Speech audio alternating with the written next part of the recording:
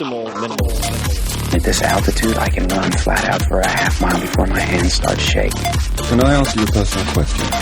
Now would seem an appropriate time. What if I did the opposite? I'm a cybernetic organism, living tissue over metal endoskeleton. Ferriss Show. This episode is brought to you by 99 Designs, your one-stop shop for all things graphic design related. I've used 99 Designs for everything from banner ads to book covers, including sketches and mock-ups that led to The 4-Hour Body, which later became #1 New York Times, #1 Wall Street Journal. And the brainstorming, a lot of it took place with designers from around the world. And here's how it works. Whether you need a t-shirt, a business card, a website, an app thumbnail, whatever it might be, you submit that project and designers from around the world will send you sketches and mock-ups and designs. You choose your favorite and you have an original that you love or you get your money back. It's that straightforward. And many of you who are listening have already used it and created some amazing things that I'll be sharing in the future. But in the meantime, if you want to see some of my competitions, some of the book covers, as well as get a free $99 upgrade, go to 99designs.com/Tim. That's 99designs.com/Tim. This episode is brought to you by Athletic Greens. I get asked all the time, if you could only use one supplement, what would it be? And my answer is inevitably Athletic Greens. It is your all-in-one nutritional insurance. I recommended it in the 4-Hour Body, did not get paid for that, and I travel with it to avoid getting sick. I take it in the mornings to ensure optimal performance. It just covers all my bases if I can't get what I need through whole food meals throughout the rest of the day. And you can get 50% off. Yes, 50% off if you go to athleticgreens.com/Tim. That's athleticgreens.com/Tim. Check it out. It's tasty, but more important, it will help you not screw up when you're doing your nutritional planning. So for me, it just covers the bases, takes a load off my mind, puts a lot in my body, and check it out. athleticgreens.com/Tim. Hello, my frisky little kittens. This is Tim Ferriss, and welcome to another episode of The Tim Ferriss Show, where it is my job to deconstruct world-class performers, to tease out the routines, the habits, the influences, such as favorite books and so on, that have made them good at what they do. And the intention, of course, is to unearth the things that you can borrow, that you can replicate in your own life ASAP. And the guests range from chess prodigies to hedge fund managers to celebs to fill in the blank. And this time we have a fill in the blank, which is a world-class entrepreneur, builder, and investor. His name is Naval Ravikant. Naval is the CEO and co-founder of AngelList. He is a close friend, has become an even closer friend because I am now an advisor to AngelList. He previously co-founded Epinions, which went public as part of shopping.com and vast.com also. He is a very active angel investor, not surprisingly, and has invested more than 100 companies, including more than a handful of unicorn, so-called unicorn mega, I think I'll just say that again, mega successes. His deals include Twitter, Uber, Yammer, Postmates, Wish, Thumbtack, and OpenDNS, which Cisco just bought for $635 million in cash. There are many more, and you can find many examples on his AngelList page, which is just angel.co/Naval. If you want to see mine, it is angel.co/Tim. And AngelList is one of the most incredible tools for investing, matching opportunities and investors that I've ever seen. And it's very, very disruptive to the venture capital space. There were, I think, around 10 people who were introduced to Uber way back in the day as investors and given the opportunity on AngelList. This was around 2010. I have led a couple of deals, including Ship, SHYP. You can check them out, ship.com, which is, I think, around 40x up in its valuation from the first time that I put it on AngelList and made it available to people like yourselves, who are accredited investors. So you can check out all of my startup deals at angel.co/Tim. But let's talk about Naval and why he's on the podcast. Naval's on the podcast because he is a very deep thinker who is very good at asking questions and testing, in other words, questioning the obvious. And that practice and the practice of being hyper rational when other people are emotional has allowed him to be very successful in the world of investing. But it translates to many other sectors of life and business. And that is why, even if you have no interest in early stage investing, I highly, highly encourage you to listen to this. Much like the Chris Sacca episode, Naval has had a huge impact on my own thinking about the world and startups and investing, but not only money, my time, my energy. And he's been very much a mentor in that capacity and many others. So I hope that my enthusiasm and enjoyment in this interview translates to the same for you. He is a treasure trove of many recommendations, and you will probably take down a lot of notes. But you can find the links to the books and so on in the show notes. And the show notes are at 4hourworkweek.com/podcast, all spelled out, 4hourworkweek.com/podcast. And without further ado, please enjoy Naval Ravikant. Naval, welcome to the show. Thanks for having me, Tim. I have really been looking forward to this because I always enjoy sitting down in this somewhat artificial, formal setting to talk with close friends because it gives me the opportunity to do something that would never work in, say, a dinner or sitting down, which is basically have a unidirectional Charlie Rose experience of lobbing questions at you. So I'm actually pretty stoked to jump into it. The first thing that I wanted to ask is, I suppose, a pretty basic one, but when people ask you, what do you do? How do you answer that?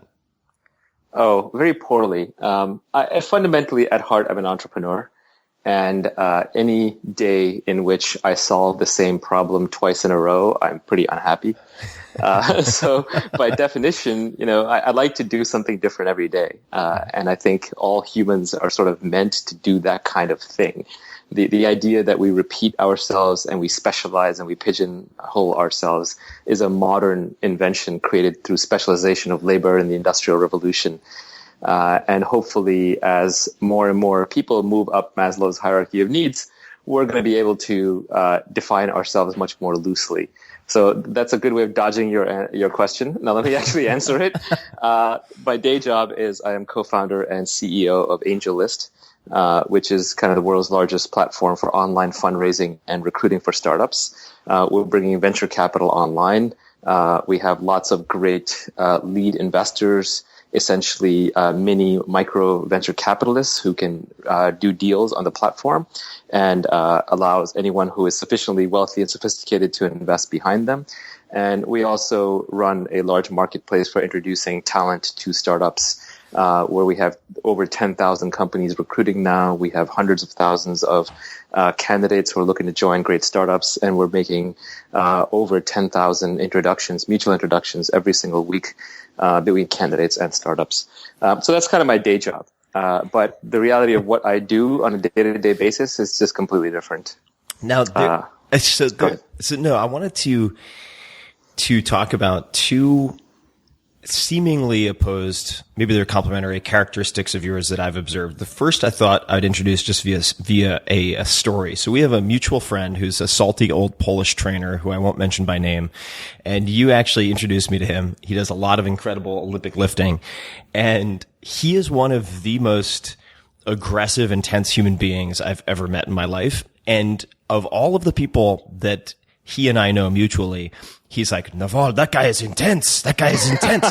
So why does he have that opinion of you? And do you agree with it? What is that?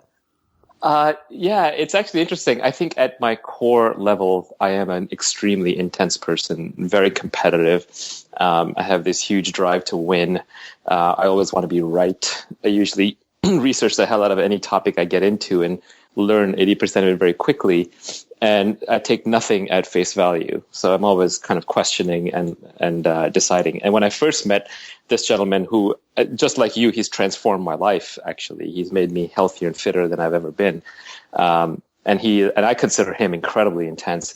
I pushed back on him. I mean, there were things that he said that I thought were smart, that I could corroborate, that I took as he had handed them. And there were things that he had said that contradicted my own experience in reading, and so I dismissed them. So I think he might refer to me as being intense because I have my own point of view on everything, or everything that matters.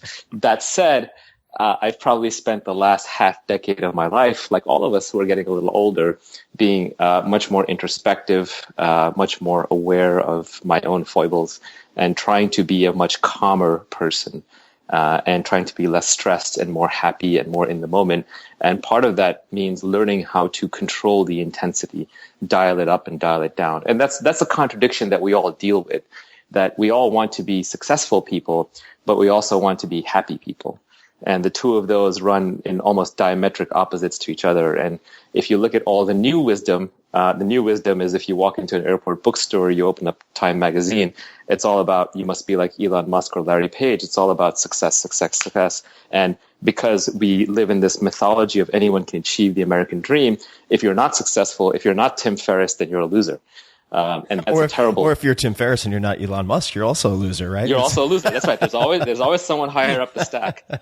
So the success-driven mentality drives you to unhappiness. And if you want to be successful, surround yourself with people who are more successful than you are. But if you want to be happy, surround yourself with people who are less successful than you are. So this is the contradiction that we deal with all day long, because we're also told that the American dream will bring you happiness, and it will not. I think a lot of us learn as we get older that happiness is internal. Happiness is a choice that you make and then a skill that you develop. And so how do you do that? And that's the fundamental contradiction. And that's why our mutual friend can consider me incredibly intense. And by the way, I hope you'll have him on the show someday, because I think he has incredible wisdom to pass along. So that's where the intensity comes in, the desire to be successful. And at the same time, the non-intensity comes in, which is a desire to be happy. So let's call him Victor. We'll just call him Victor. So right. Victor, what I expect would likely happen if I had Victor on this podcast is he would just spend 60 minutes berating me and telling everyone how fat I was and uncoordinated. I think it would be very hard to steer him away from the beat Tim with a leather whip routine. But yeah, he's a fascinating guy. So I'll have him on at some point. The intensity, I'd love to ask just some follow-ups about that, because your brother Kamal is a great friend as well of mine, and seems very different, right? He seems almost the sort of yin to your yang. Wrote a great book called Love Yourself Like Your Life Depends on It. Where did your intensity come from? I mean, have you always been that way? Why do you think you have that intensity, which, not to say Kamal lacks, but to a much lesser degree, of course? Yeah, it's a good question. I don't know. I mean, the genetics and evolution are a powerful thing. And you could just say at some base variation level, both of us were hit with similar adversities in life, and our genes just chose to respond very differently to see who would adapt their way out of the situation. So at the core level, we are very different. We had a tough childhood growing up, make no secret of that. And we just responded in different ways. For me, it was all about winning and having a strong desire to win. I started out as a bookworm, and then I had to transition into sort of being a combatant in the field of business, if you will. And now I'm sort of making my transition back into being a bookworm. I think everyone gets shaped very, very early on in life. You're probably baked in terms of your core personality by the time you're 12 or 13. You hit puberty, it's a jarring thing. You sort of emerge into the world, you become an adult, you construct your ego, you go out there to fight your fights, to do your things, to become who you want to be. And then at some point you get to where you are, where you want it to be, or close enough, and you start realizing, wait, it's not about external world, it's not about external accomplishment, I have to work on myself. And I think my brother Kamal has gotten to that point as well. And then you sort of start working on the inner being. So I'm not sure I answered your question about where it comes from, but I think we all get shaped by adversity. Every great thing that I've ever done or accomplished, according to external metrics, or even when I look internally, all the great things that have happened to me in my life that I consider highly positive, they all started with something highly negative. What made your childhood difficult? Or what were aspects of it that made it challenging? We were immigrants, so we came to this country when I was 9. My brother was 11.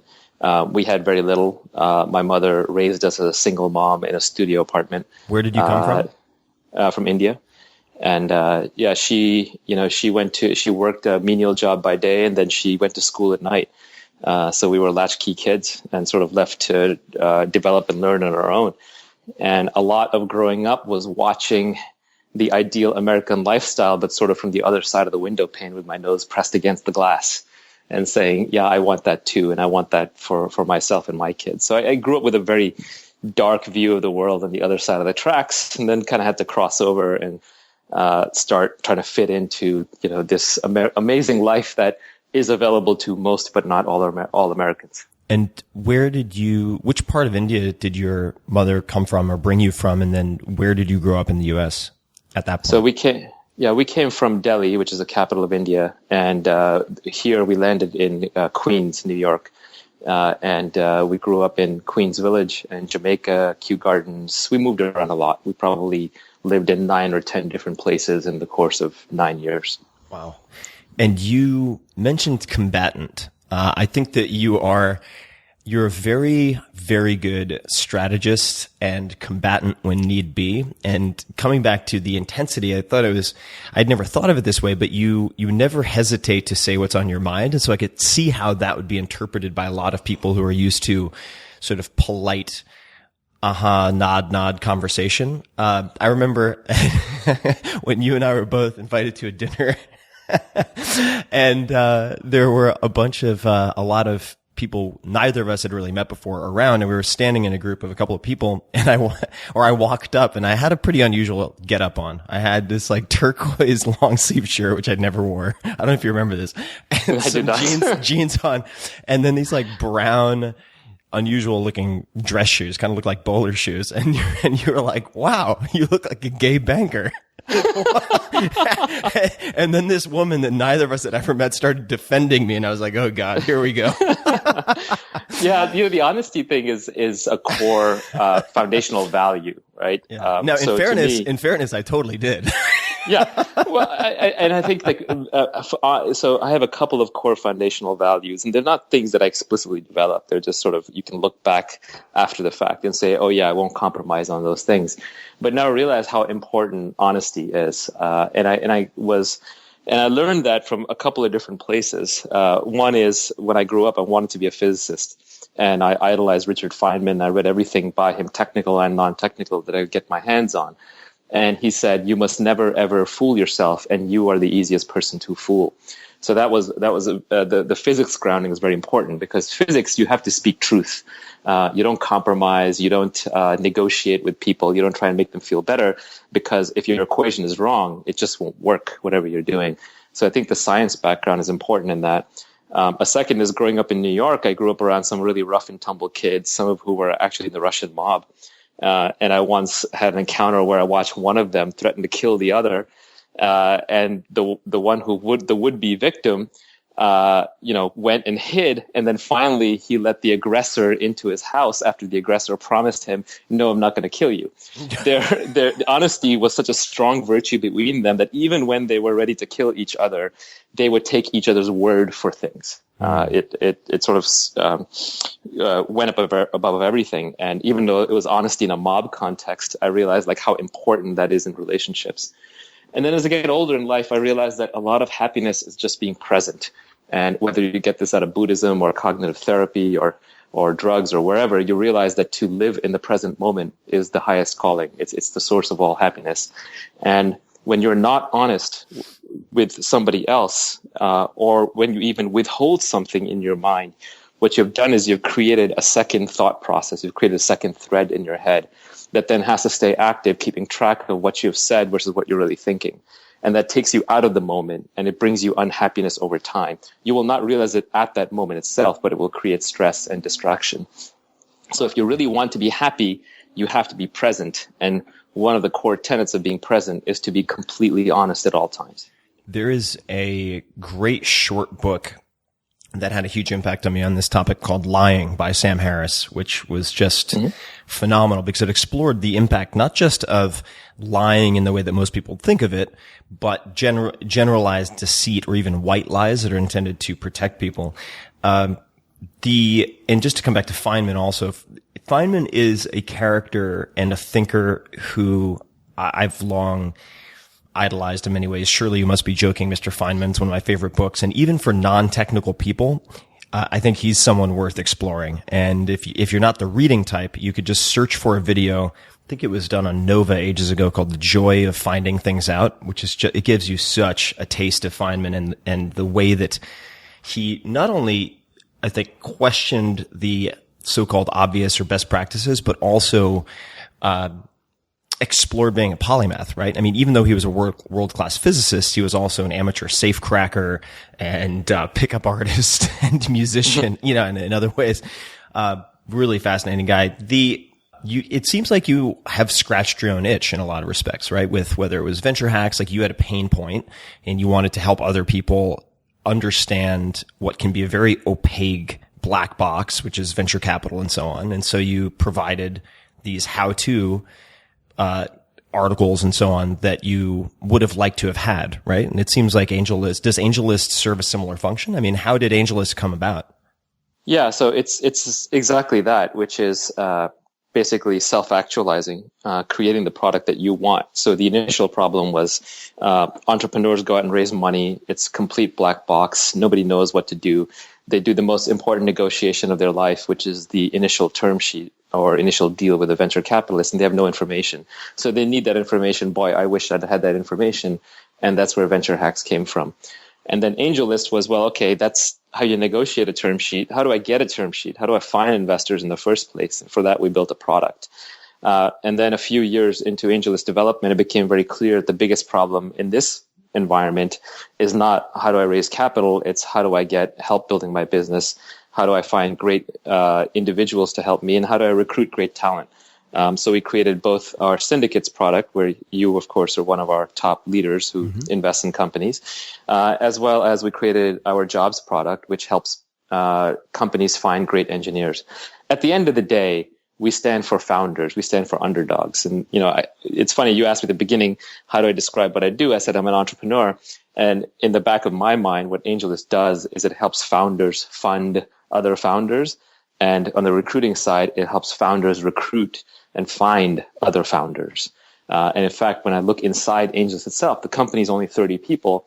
Almost everyone in the company is a former founder or wants to be a future founder and is getting their training wheels on at AngelList and then is going to go start a great company. And we've had former engineers from us go and start companies like Instacart and Cover, and many more will come out of it. So at the end of the day, to me, it's all about founders. It's all about individuals. It's all about the underdog. And I think long term, on a long enough time scale, maybe it's 50 years from now, maybe it's 500 years from now, but almost everybody on this planet will work for themselves. The information revolution is reversing the industrial revolution. What the industrial age did was it allowed human beings to team up in mechanistic, organized, hierarchical ways to create factories and production. And I think the information revolution is breaking down the communication barriers. It's saying the optimal size of the firm is shrinking from thousands to hundreds to dozens, maybe even to one at some point. And eventually, every morning, someone will wake up, or every week you will wake up, and on your phone or whatever the devices of the future, you will get an alert with a various bunch of jobs and contracts that you can choose from. You'll look at them. You'll pick out which ones you like based on your social connections and how much they're offering you and how much it can build your profile and your future work. And you'll do that work, and then you'll be ranked on it. You'll be rated on it. And then if you want to take the next week off, you'll take the next week off. If you want to do 2 jobs at a time, you'll do 2 jobs at a time. But I think the future is all headed towards individual brands. You can see how reporters on the New York Times now, they build individual brands on Twitter that far exceed the brand they would build just under the New York Times. You yourself, you're an individual brand. There is nothing else other than Tim Ferriss. Tim Ferriss doesn't work for CNN. Tim Ferriss doesn't work for Apple, doesn't work for New York Times. You're an independent brand and you're an independent actor. And I think the entire world is headed that way. And so to me, I was lucky enough to be a founder early, but I figured out how hard it is. What are the parts of it that work, the parts of it that don't? And so now what makes me happy is to work on a platform that creates more founders and helps those founders. Because I think at the end of the day, we're all founders. We're all meant to work for ourselves. We're meant to be individuals. We're not meant to follow. We're not meant to be in hierarchies. We're not meant to go to 9-to-5 jobs where we're told what to do over and over.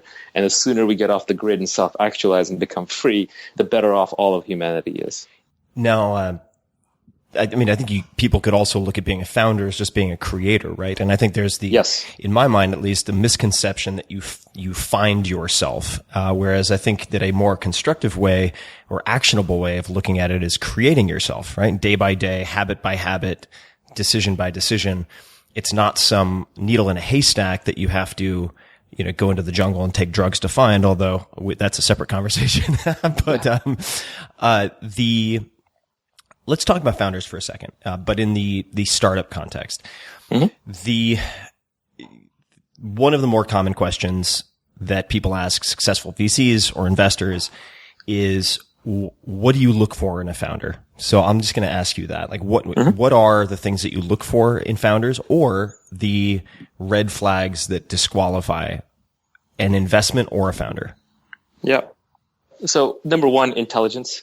You got to be smart, which means you have to know what you're doing to some level. And that's a fuzzy thing, but you talk to people and you kind of get a sense of, do they know what they're doing or not? Do they have insight? Do they have specific knowledge? Have they thought about this problem deeply? It's not about the age. It's not how many years they've spent, but just how deep is their understanding of what they're about to do. So intelligence is key. Energy, because being a founder is brutally difficult. It takes a long time. And in the long run, the people who succeed are just the ones who persevere. So if someone runs out of energy, or if they're doing this in some hesitating preliminary way where they're looking for constant positive feedback, or if they're easily thrown off course, then they're not going to make it to the end, especially in the highly competitive startup context. And then finally is integrity. Because if you have someone who's high intelligence and high energy, but they're low integrity, what you've got is a hardworking, smart crook. And especially in the startup world, things are very dynamic. They're very fast moving. People are very independent. So if somebody wants to screw you over, they will find a way to do it. And fundamentally, ethics and integrity are what you do despite the money. If being ethical was profitable, everybody would do it. So what you're looking for is a core sense of values that rises above and beyond the pure financial incentives. So, for example, if I'm talking to a founder and they offer to do something that is slightly unfair to another shareholder or employee or founder in exchange for making me happy, that's a red flag. Because if they can do it to them, they can do it to me. For sure. And integrity is the hardest one to figure out because it requires longitudinal relationships. Meaning long term. Exactly. So I've just become more hyper aware of that piece as time goes on. But those are kind of the three things that I look for. And then I would just say a thing that isn't really about success, but is more just about personal time is when you invest in somebody or you work with somebody, you start a company with somebody, you're signing up to spend the next decade of your life having them in your life. Right. And so you just have to make sure you actually genuinely like these people. You don't consider work to have to answer a phone call or take a meeting or spend time with them. If it's exhausting, if they're downers, if they're negative, if they're difficult, no amount of money is worth it. You and I will both die with money in the bank. And so it's not about money at this point. It's about, do I want to spend my scarce time, resources, mental energy, spirit, interacting with these people? My favorite founders are actually the ones who I learn from.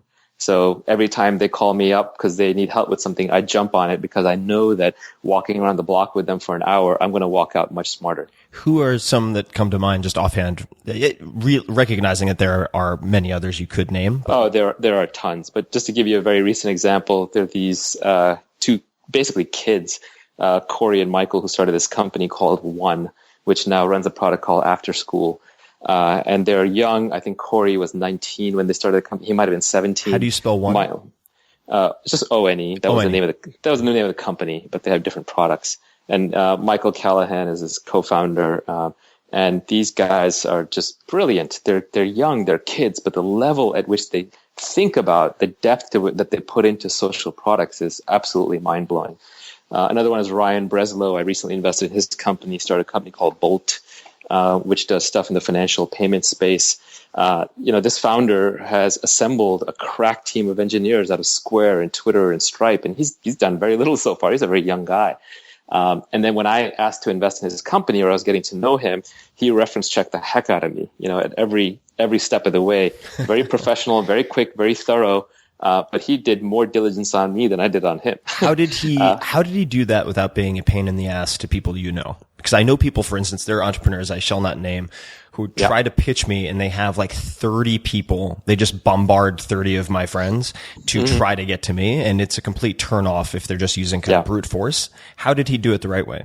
It wasn't brute force. He asked me for references. He also did his own back channel. He was very quick. He was very transparent. And then he actually compiled the feedback he had gotten on me and gave it to me. Oh, wow. as if he had done a peer review of me and he thought I should have the data. And I was so blown away by his professionalism, especially for such a young person. He's just probably 1 or 2 years out of school, maybe a little bit more. So it's just certain people, certain entrepreneurs, you get the feeling that they really care about what they're putting together. Every early move that they make, they consider it as they're putting bricks in the foundation of a skyscraper that they're going to build. And you can see that right away. A founder who comes barreling in, decides very quickly, treats it like a flip, says, well, if I get a good offer, I'll sell this thing, or I'll do whatever's pragmatic to make money. Those founders are not in it for the long haul. And you learn very quickly that all the returns in this business are made with the huge, huge outcomes, at least for an investor. And so you start becoming hypersensitive to these founders who actually apply care and are very meticulous about how they go about things. Yeah, I haven't had, and granted you've been in, how many individual and fund-based investments have you made to date, would you say, if you had to guess? I lost track. It's probably north of 150. Yeah.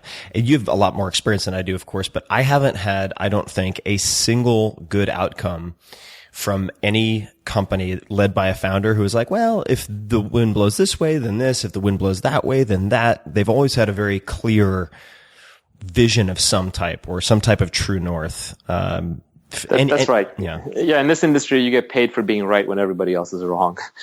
So unfortunately, that means a lot of them run full speed and crash into a wall, which is painful, but they'll get up and they'll run again at something else. But you get paid for being right when everybody else is wrong. So if you're looking for how to operate based on what everybody else around you thinks, then you probably don't have what it takes. That said, these people are also very hard to separate from delusional, crazy people. Right. Because they're those people who are completely mad. they're not paying any attention to the feedback from the environment. They're not dealing with reality. They're living inside their own fantasy. So it's very hard to tell a madman apart from a genius in this environment. Give me an idea for a reality show. You could go out and gather people from asylums or homeless people in SF who are very vocal and give them a 10-minute training session and then unleash them on VCs to see what the actual success rate would be. I bet the confidence would take them a long way. There are a lot of venture capitalists and angel investors flooding the current environment. What are some of the old wives' tales or things that are repeated so often that a lot of people believe they're true that are completely false in your mind or dangerous? Yeah, so I think the hardest thing in this business is that the great new companies always look really strange. They don't look very much like the previous companies. So you can get very easily trapped into believing that there is a certain way of doing things, and then you'll find huge exceptions down the road, which will cost you dearly. So, for example, before Netscape came along back in the mid-90s, it was believed that there wasn't much money to be made in internet or internet type products. Before Microsoft came along, it was believed that the money was in hardware, not in software. Before Apple and a few other computer companies came along, it was believed that the money was in mainframes and enterprise and not in consumer. Before Uber came along, it was believed that the money was in all virtual and software, and not in handling real world things like taxi dispatchers and dealing with unions and those kinds of things. So the conventional wisdom is always wrong. And so as an investor, if you have a failed investment in one space, the worst thing you can do is write off that space and not make an investment again.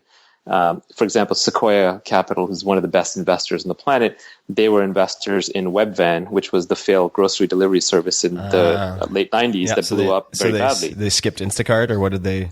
They did Instacart. They did Instacart. That is what makes Sequoia so great, that they saw their own blow up. They lost a lot of money. They had egg on their face. They didn't care. They actually reevaluate every opportunity on its own merits, and they know that a lot of these things are about timing. It might have been the right idea at the wrong time. And they also know that each great business looks weird, and there's no such thing as a perfect deal. So there are lots and lots of venture capitalists who miss out on the great companies because they're looking for the perfect deal, and there is no such thing. So I think that anything that becomes conventional wisdom in this business gets blown up. For example, one of the pieces of conventional wisdom is, don't invest in married couples, because if they get divorced, the company blows up. That said, if you follow that advice, you would have missed Cisco, and you would have missed a bunch of other amazing companies that were founded by couples. Well, Eventbrite too, right? Eventbrite as well. Yeah, there's a long list. The classic mythology is you should have a 2-founder company. But there have been plenty of great 1-founder companies. There have been plenty of great 3-founder companies. Wasn't Drew Drew of Dropbox? Wasn't he a single founder he didn't. Yeah, he recruited a co-founder and very quickly. But especially in the enterprise space, Oracle and Salesforce have been single founder companies. And even the dual founder companies, you find that over time, one of the founders leaves and the other one dominates. So in the Jobs and Wozniak case in Apple, Jobs dominated. Same thing in Microsoft, where Gates took over and Allen sort of went by the wayside. So it's not enough to say that, it has to be 2 founders. So any formula you lay out is a set of guidelines that is probably going to be wrong. And so you have to actually, this is very difficult, but when you meet with a new company, you have to forget everything you know. Yeah. And you have to shut up and listen.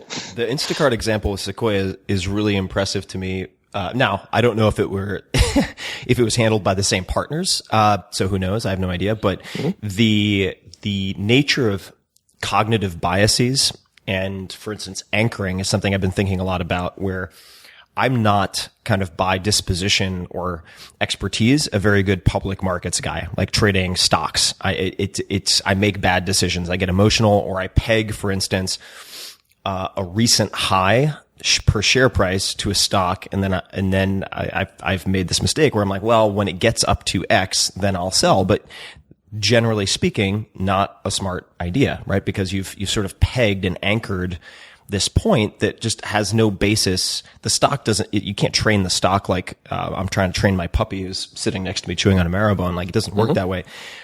What books or people outside of the startup world have most improved your ability to invest, and maybe broadly speaking, just resource allocate? Yeah, so that's a really good question. This is a very deep question that's going to have lots of answers. But at the end of the day, I think you have to work on your internal state until you are free of as many biases and conditioned responses as you can be. And it will improve every aspect of your life, including in investing. And I am a bookworm, so I read an enormous amount. I was raised essentially in a library as a daycare center. And so I've just read so much that I don't even know where to start. But if you work on your internal state, one of the things you start realizing is, as an investor, emotions dominate. Investors are very emotional, even though we pretend to be very rational. For example, you'll decide in the first 5 minutes of a meeting, usually, whether you want to invest in the company or not. And if a company doesn't take your money in the first round, you get annoyed with them, or you feel like they crossed you, then you have to undo that emotional state. So when the second round comes along, you can still be a positive force and continue helping the company and maybe have a bite at the apple a second time. And these kinds of skills are extremely hard to build. They're not things you're going to build by reading one book and then you're like, aha. So I don't believe in the epiphany theory of self-development. Where you read some book, you have an incredible epiphany, you read one phrase, you're like, okay, that's great, this changes my life, and then you scroll it down on a piece of paper and you keep looking at it, or you put it as a backdrop to your computer screen. Life doesn't work that way. What you kind of have to do is you have to build skills. And I think happiness is a skill, nutrition is a skill, diet is a skill, investing is a skill, self-awareness is a skill. And skills get built up over decades with feedback loops, and you just have to constantly keep working on it. So the books that have helped me a lot, I think there's a class of books that I would kind of put in the Stoicism category. And I know you've been a big advocate of these in the past, and I sort of discovered them independently, but they were very influential. So, Seneca and Marcus Aurelius both stand out. Meditations by Marcus Aurelius was absolutely life-changing for me because it's the personal diary of the Emperor of Rome. And here's a guy who was probably the most powerful human being on earth at the time that he lived, and he was writing his own diary to himself, not expecting it to be published. And when you open this book, you realize he had all the same issues and all the same mental struggles, and he was trying to be a better person. And so right there, you figure out, okay, success and power don't improve your internal state. You still have to work on that. And so that class of books is very influential. I like to pay attention to what I consider the rational Buddhists. Because a lot of Buddhism is drowned in mysticism and Hinduism and sort of worship this guru or do this ritual. So I don't pay any attention to that.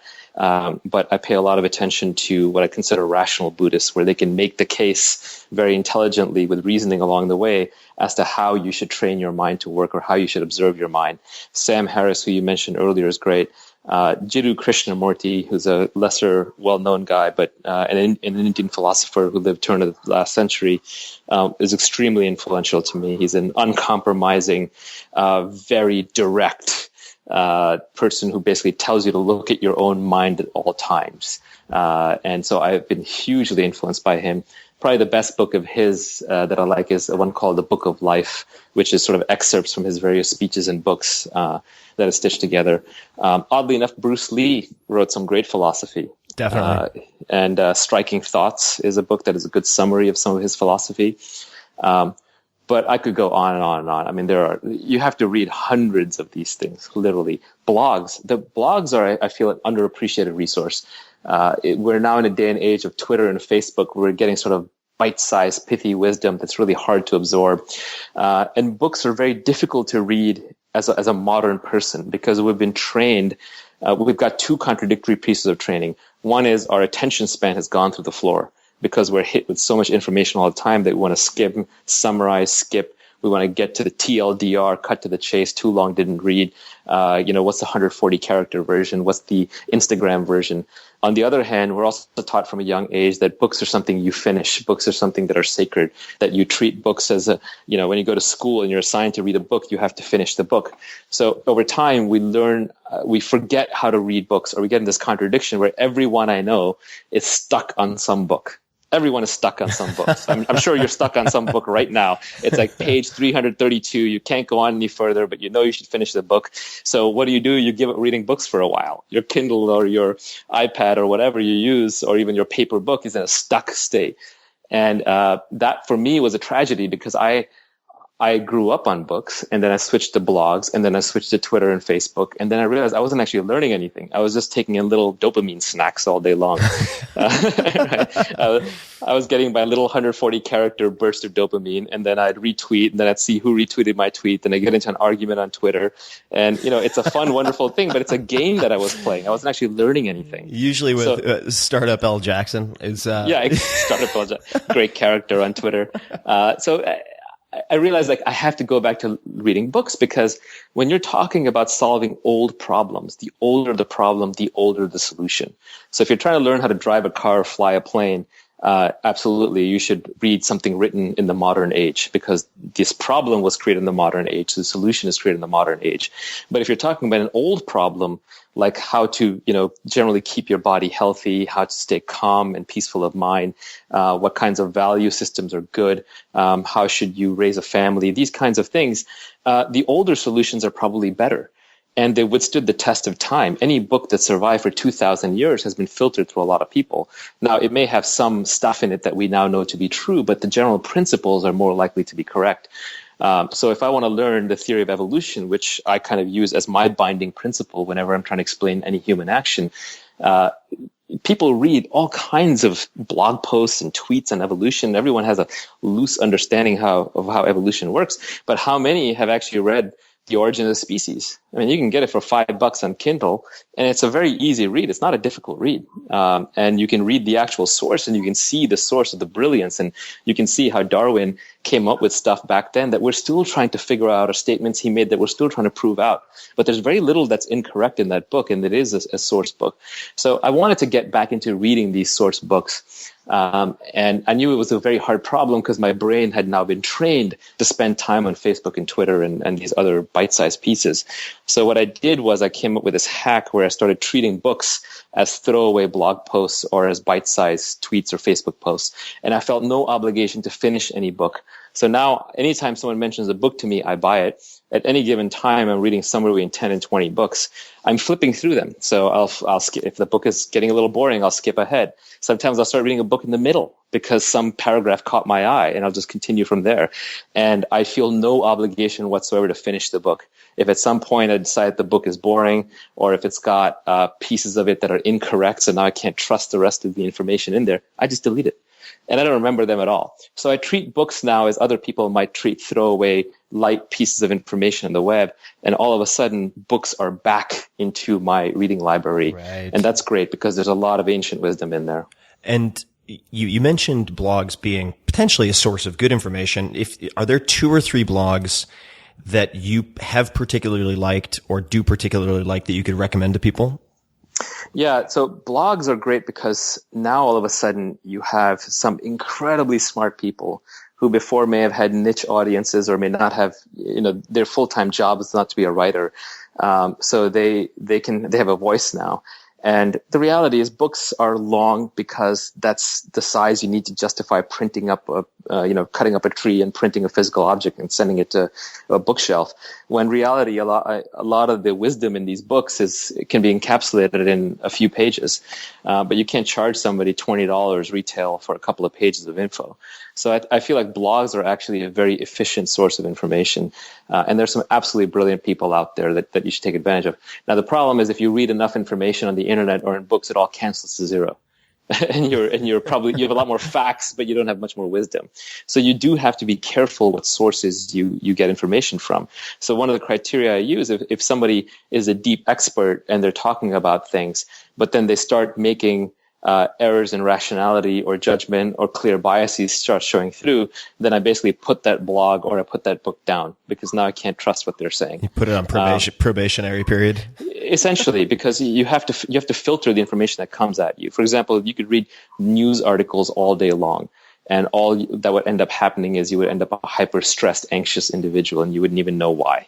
At some core level, your brain would have been rewired to assume that every bad thing that's happening is happening next door instead of tens of thousands of miles away. So I filter my blogs very carefully. I have a long reading list that I use of a couple of hundred blogs, but like a recent standout is a blog called Melting Asphalt.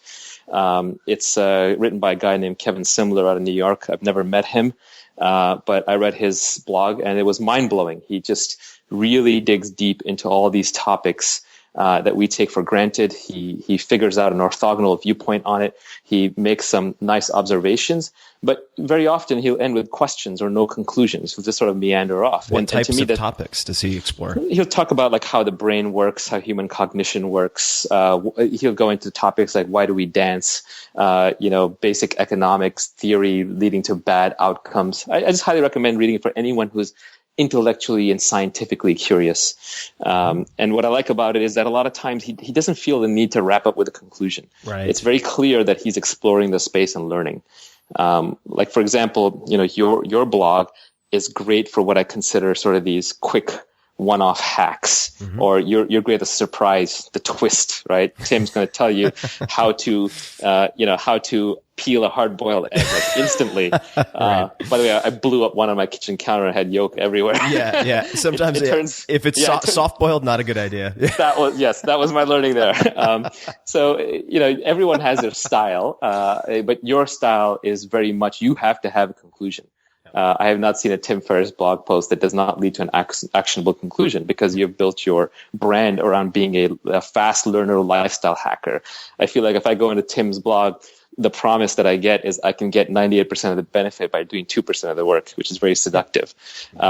Whereas on melting asphalt, what I know is going to happen, I'm going to have this massive exploration of a deeply interesting, complex topic with a couple of different hypotheses and no real conclusions. Yeah, which I think is important for people to balance out with the prescriptive sort of Scooby snacks of how-to solutions. I think it's important for people to be able to sit with uncertainty. I mean, I think that's why Richard Feynman's so interesting also training yourself to be a good scientist does not require college degree or a PhD. It requires, like you said, not fooling yourself and having good questions. And sometimes you just have to sit with those questions and evaluate whether they're the right questions or the wrong questions, or if there's a better tweak to that question. So it sounds like the melting asphalt author is kind of along the same lines of a Freakonomics, but without necessarily the conclusions. Yes, and in that sense, I actually even like it better than Freakonomics. The original Freakonomics is fantastic, don't get me wrong, but now they just have to fill a lot more volume, so of course the quality goes down.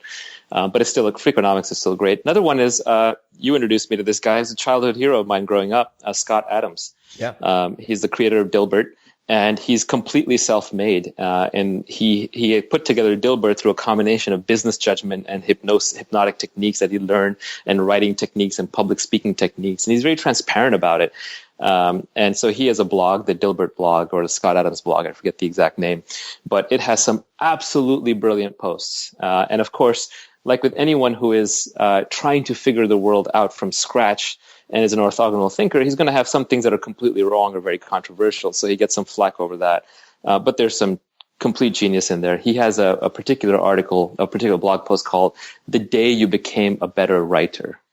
And even though I am a very good writer and I've been writing a lot since I was young, I still open up that blog post and I put it in the background anytime I'm writing anything that's important.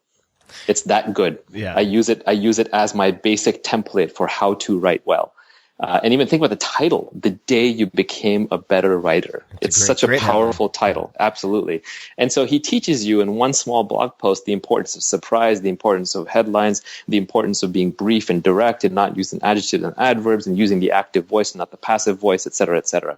And if you consider yourself to not be a great writer, if you're not a 10 out of 10 writer already, or a 9 out of 10 already, that one blog post right there will change your writing style forever if you put your ego down and absorb it properly. Yeah, Scott is great. He's also a great teacher. So I actually had my first real tennis lesson ever with Scott at his house. And he got me up to, playing a volley game with him in about 20 minutes. I mean, it was really outstanding. I'm going to have him on the podcast very shortly, which I'm excited about.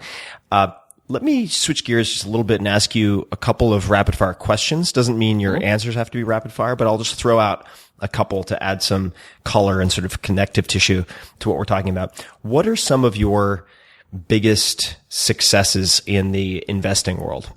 Just the sort of greatest hits of Naval. Yeah, so I've thrown a lot of darts. And, half of it is just showing up, frankly. Yep. If you're in the tech business, the best thing you can do for yourself is move to Silicon Valley. Just like if you're in acting, you probably have to go to Hollywood. And if you're in finance, you used to have to go to New York, although now there are more options. So I don't necessarily take credit for it in the same way that some people might say, where they were very thoughtful and did a lot of diligence. Some of it was luck. A lot of it was luck. But I was in the first round investor in Twitter when it was first getting started. I was a first round investor in Uber when it was getting started. Thumbtack, Wanilo, Flipagram. There's a couple of others. I was early in Postmates. I was actually probably the first real investor in there after they got out of an incubator. There's a bunch of them that goes on and on. It's hard for me to draw the full list, but the fund that I ran is on track to return 10 or 20 times the capital that it had raised.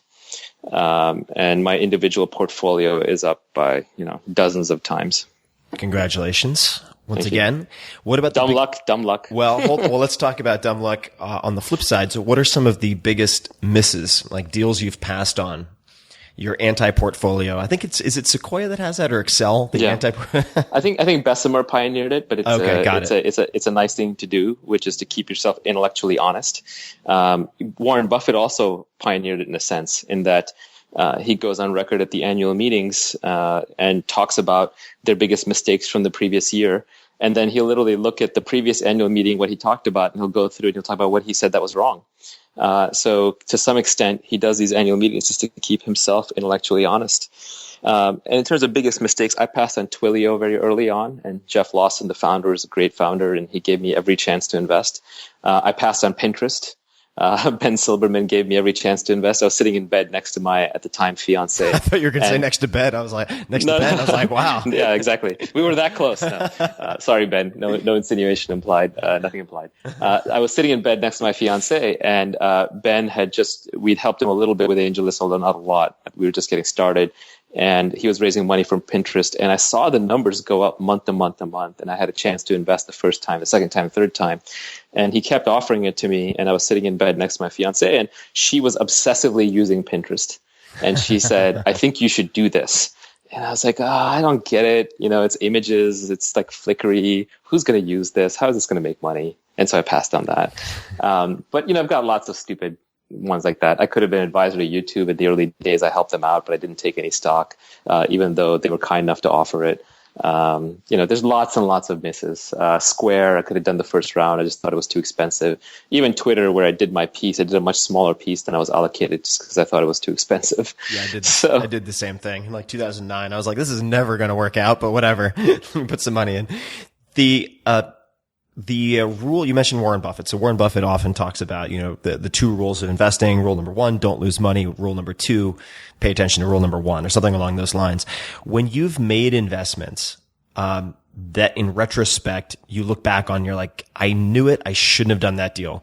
What are the things that lead to you making those bad investments or overriding your rules or intuition? Yeah, I don't actually dwell on the bad investments much because in the startup business is the exact opposite of Warren Buffett's value investing business. He's investing at a much later stage where you have a lot more data and you're putting much bigger amounts in there and you're betting that you're going to make a compounded return of 17, 20, 30% a year. In the startup world, you're betting that 90% of these companies will go to zero or just return your money. And the remaining 10% are going to post huge multiples and markups. So the Twitter investment is probably now up 400x. Uber is probably up around 4,000x. So the returns to the winners can be staggering and can overwhelm the losses in the portfolio. So you're always focused on the upside. You don't really pay attention that much to the downside. Yep. And I would say most of my downside mistakes that I think about are mistakes of omission, not mistakes of commission. Commission, right. That said, mistakes of commission, usually it's because you didn't have time to get comfortable with the deal. You got caught up in the heat of it where someone was pushing you to make a decision very quickly. You didn't have the data. You didn't have the gut feel for it, but you just went ahead and did it because of fear of missing out. So I think that's actually the worst reason to invest because you have a fear of missing out. But that said, a great company will raise money very, very quickly. So very often you just don't have that much time. The mistake of commission that really gets me, the mistake of commission that really gets me is when I waste my time. So I haven't really regretted making bad investments. That's part of the game. And sometimes you make an investment, the company doesn't go that far, the founder offers to return the money. And I learned this from Ron Conway, usually a great response to say, you know what, keep it, land on your feet, get your next job, start your next gig, I'll invest in that too. So it's not really about did you waste money? Because like I said, your reputation matters. And if it works out, then you're going to make more than enough. The thing that I regret is signing up for advisory roles because they take up a lot of time. And then you're working for the founder and they're calling you for help all the time. And then you realize, well, they'd offered me what looked like free stock, but nothing in life is free. And I don't really want to spend that much time with this person. Or even worse, they don't call you and they just feel guilty. Right. Like I'm getting all these advisory shares and I haven't done anything for the company. So if I had to watch out for a mistake as an early stage investor, guard your time carefully. Guard your time more carefully than you guard your money. Right. The non-renewable resource, versus the renewable. Exactly. When you think of the word, say, successful, who's the first person or people who come to mind for you? Yeah, it's an odd answer because, most people think of someone as successful when they win the game. And it's whatever game they're playing, right? So if you're an athlete, you're going to think of successful as someone who is a top athlete and wins that game. Or if you're in business, then you're going to think Elon Musk or someone of that sort. Or in my mind, I would have answered that question a little differently a few years ago. I would have said Steve Jobs, because he created something, or he was a driving force, part of the driving force and the spearhead for creating something that has changed the lives for all of humanity. And that's the iPhone. I think of Mark Andreessen as super successful, not because of his recent incarnation as a venture capitalist, which is an interesting one, but because of the incredible work that he did with Netscape. He commercialized the web browser. Satoshi Nakamoto is successful in the sense that he created Bitcoin, which is this incredible technological creation that will have repercussions for decades to come. So in the classic sense, I consider those creators and commercializers successful. And of course, Elon Musk, just because he changed everyone's viewpoint on what is possible with modern technology entrepreneurship. But that said, to me, the real winners are the ones who step out of the game entirely, who don't even play the game, who rise above it. And those are the people who have such internal mental and self-control and self-awareness that they need nothing from anybody else. So there are a couple of these characters that I know in my life. Some older gentlemen that I like to kind of learn from, and we mentioned our Polish friend earlier. I would consider him successful because he doesn't need anything from anybody. Yeah. He is at peace. He is at health.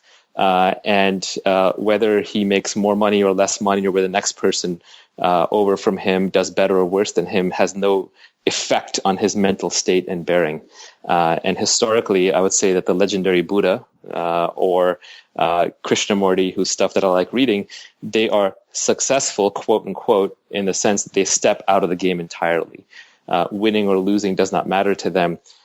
There's some line that I read somewhere that all of man's troubles arise because he cannot sit in a room quietly by himself for half an hour. Right? And if you could literally just sit, if you could just sit for 30 minutes and be happy, you are successful. And I think that is a very powerful place to be, but very few of us get there.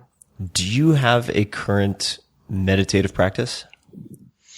I have a couple. Like most people, I talk about doing it, but don't really do it all that well. I think meditation is like a dieting, or where everyone is supposed to be following a regimen. Everyone says they do it, but nobody actually does it. The real set of people who meditate on a regular basis, I found, are pretty rare. And I've identified and tried at least 4 different forms of meditation. The one that I found that works the best for me is something called choiceless awareness, or non-judgmental awareness, where you essentially don't sit in a corner and don't stay quiet. You walk around. You're going about your daily business, but hopefully there's some nature around. You're not talking to somebody else. And what you practice is you just learn to accept that moment that you're in without making judgments. You don't say, oh, there's a homeless guy over there, I better cross the street. You don't look at 2 people running by and say, oh, he's out of shape, or I'm in better shape than him, or that person's better than me, or this one's better, or I should go get a coffee or whatever. You just don't make any decisions. You don't judge anything. You just accept everything. And if you do that, I find if I can do that even for 10 or 15 minutes walking around, I end up in a very peaceful, grateful state. And so that one works well for me. And when those thoughts come up, right? When you see the guy with the bad hairdo and you're like, that guy has no business having that unmanageable hairdo, or whatever ridiculous thought comes to mind, what is the internal response to that? What I do is, for those of you who have programmed, I'm basically trying to run my brain in debugger mode. I'm trying to be very, very alert and watch my thoughts. You're not trying to judge anything, including your own thoughts. And, there's a great definition that I read that says enlightenment is a space between your thoughts. Which means that enlightenment isn't this thing you achieve after 30 years sitting in a corner on a mountaintop. It's something you can achieve moment to moment, and you can be certain percentage enlightened every single day. So you want to create as much space between your thoughts as possible. And the way you do that is by being aware of what your thoughts are and why you're having them. So if I saw the guy with the bad hairdo or the toupee, I would look at that and I'd be like, haha, he has a bad hairdo. And then I'd say, well, why am I laughing at him? Oh, to make me feel better about myself. And why am I trying to make me feel better about my own hairdo? Oh, because I'm losing my hair and I'm afraid it's going to go away. And what I find is that 90% of thoughts that I have are fear. 90% are fear-based. The other 10% are probably desire-based. And as any... It's a very tactful way to put it. Yeah, and as any Buddhist will tell you, that desire is just fear by another name. It's the other coin. The other side of the coin of fear. I thought you were talking about something else entirely. No, lust. There's this, lust, yeah. there's this cartoon. I don't know if you know who Harry Crumb is. He has all of these very sort of profane comic strips and was very famous. And there's a great documentary about him as well. Harry Crumb, I think that's actually a comedy. But R. Crumb, maybe I'm mixing it up. In any case, somebody can correct me in the comments, but there's this one cartoon of his. I think it's a single cell, kind of like the Far Side in its format. And it's basically a drawing of people on the street in Manhattan, and every man has a thought bubble above his head with a vagina in it, and every woman has a thought bubble above her head with a penis in it, and just everybody walking. Which, that's why the Adam and Eve story is there, right? Original sin is lust. It's a thing that makes you fall out of heaven. The same way, maybe some of your readers have read this book called Siddhartha, but it's a beautiful parallel story to The Making of the Buddha by Hermann Hesse. It's a great book. I highly recommend it. But even in that book, our protagonist is out there seeking enlightenment and gets really close, and the thing that drops him out of it is lust. He meets a woman that he feels lustful towards, and that sort of slowly becomes his undoing into everything. But anyway, so to answer your original question, when I'm doing the choiceless awareness form of meditation, which, by the way, isn't, as far as I can tell, it's not taught in any school. It's something that I discovered mostly by reading enough of Krishnamurti's book and piecing together what he meant, because he's not a very clear speaker at times, or he is clear, but in a very different kind of way. And then I realized that, okay, so the point of meditation is to clear your mind. And the way to clear your mind is, yes, you can sit in the corner and struggle with it, which doesn't really get you the outcome. Or you can do transcendental meditation, which is where you're using this chanting to create a white noise in your head to bury your thoughts. Or you can just very keenly and very alertly be aware of your thoughts as they happen. And as you watch them, you realize how many of them are just fear-based. And the moment you recognize it as fear, without even trying, it sort of goes away. And then after a while, your mind quietens. And when your mind quietens, you stop taking everything around you for granted. You start noticing the details of, oh my God, I live in such a beautiful place. It's so great that I have clothes on me. I can go into a Starbucks and get a coffee anytime I want. How rich am I? Look at these people. They're, each one has a perfectly valid and complete life of their own in their own heads that's going on. So it sort of drops us, it pops us out of the story, the dream that we're always in, the story that we're constantly telling ourselves. And if you stop talking to yourself for even 10 minutes, or if you stop obsessing over your own story for even 10 minutes, you'll realize that we are really far up Maslow's hierarchy of needs, and that life is pretty good. Yeah. Totally agreed. And for people who are looking for a little teaser on this, I think a very good one is a lecture by Sam Harris called Waking Up, and it covers he's a PhD in neuroscience. He's also been on the podcast. If you just go to 4hourworkweek, all spelled out.com/Vimeo, that'll take you straight to a page that has a sample kind of trailer that people can check out.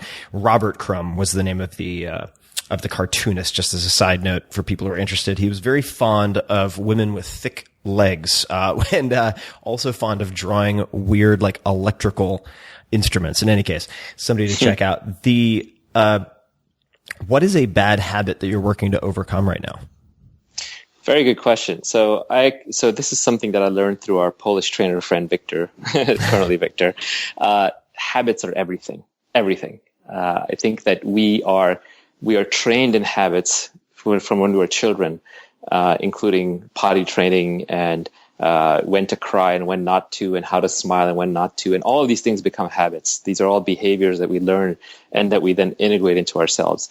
And then what ends up happening when we're older is that we're a collection of thousands, maybe tens of thousands of habit loops that are constantly running subconsciously, and they're internalized. And then we have a little bit of extra brain power in our neocortex for solving new problems. And so you become your habits. And what really brought this to light for me is our friend, our trainer gave me a routine to do every single day.